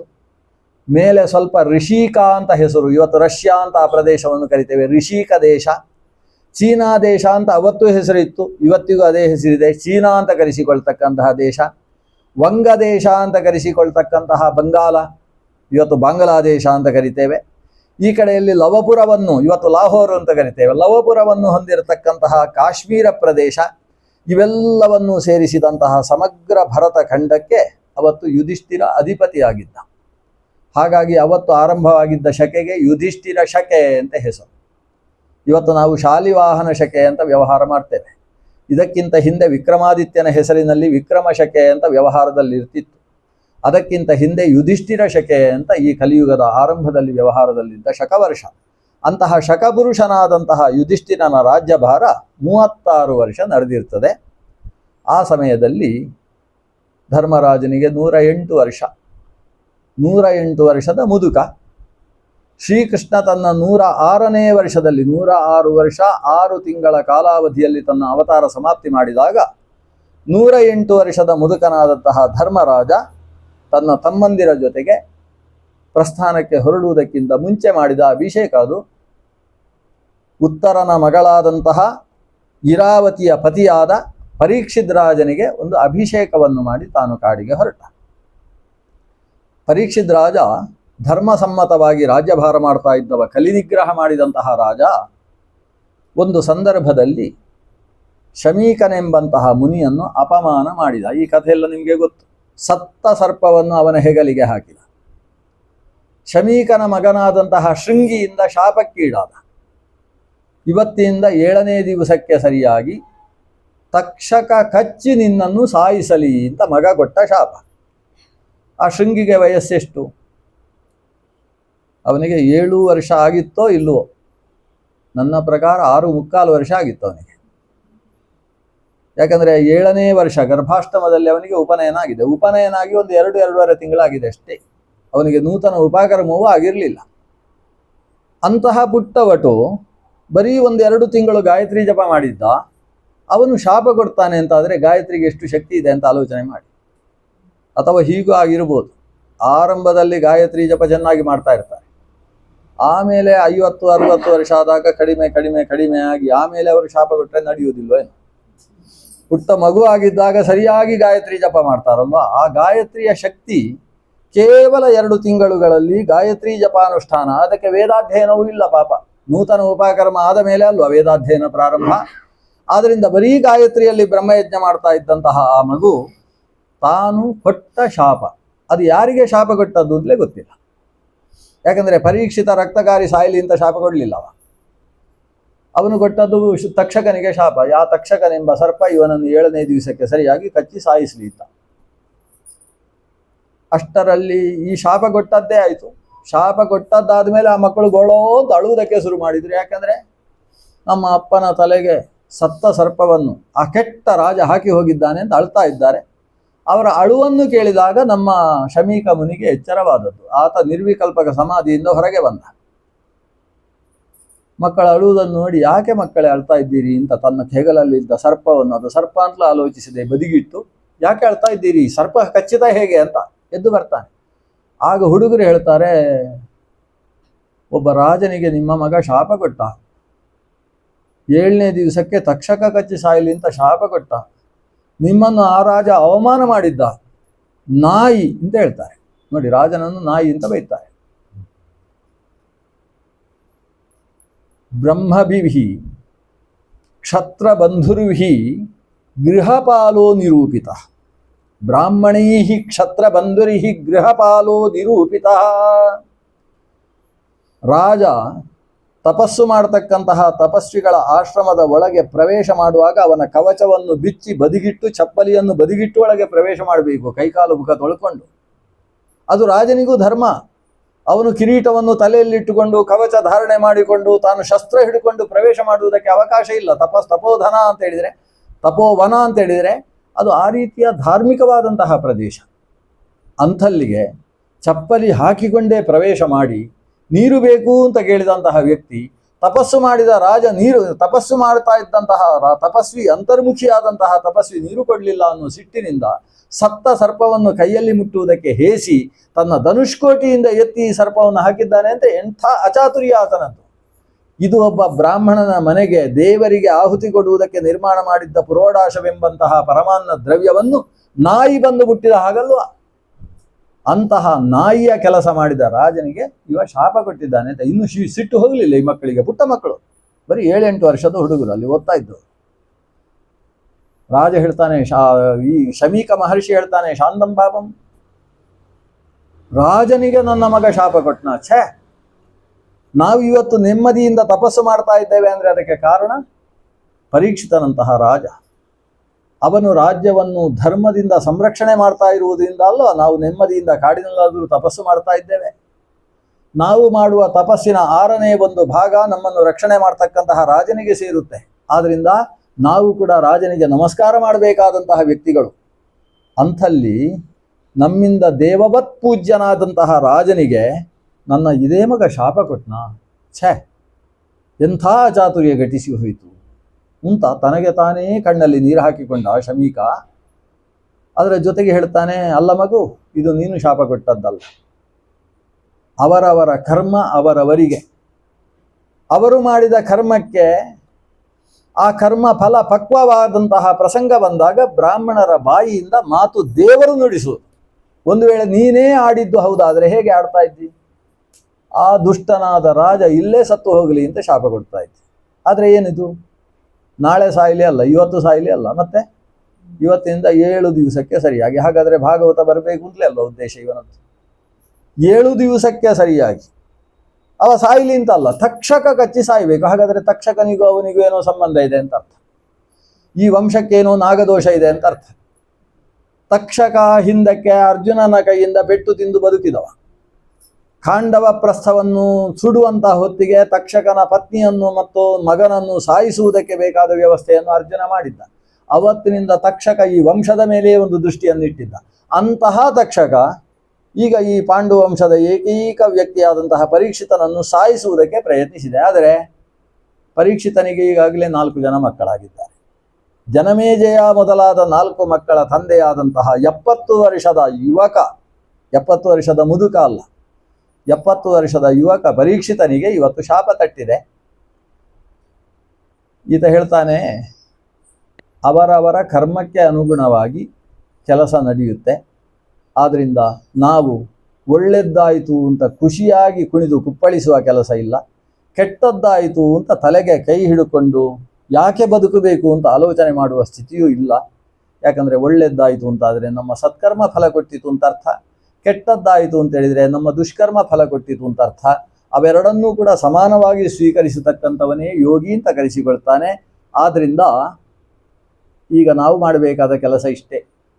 ರಾಜನಾದ ಪರೀಕ್ಷಿತನಿಗೆ ಶಾಪ ಬಿದ್ದಿದೆ, ಆದ್ದರಿಂದ ಅವನಿಗೆ ಈ ಕ್ಷಣದಲ್ಲಿ ತಿಳಿಸಬೇಕು, ಇವತ್ತಿನಿಂದ 7ನೇ ದಿವಸಕ್ಕೆ ನಿನ್ನನ್ನು ಹಾವು ಕಚ್ಚಿ ಸಾಯಿಸುತ್ತೆ, ಆದ್ದರಿಂದ ನೀನು ಆತ್ಮಶ್ರೇಯಸ್ಸಿಗೆ ಬೇಕಾದ ಕೆಲಸ ಮಾಡಿಕೋ ಅಂತ ಅವನಿಗೆ ಸೂಚನೆ ಕೊಡಬೇಕು ಅಷ್ಟೇ ಅಂತ ಹೇಳಿ ಮಕ್ಕಳನ್ನೇ ಅಟ್ಟಿದ.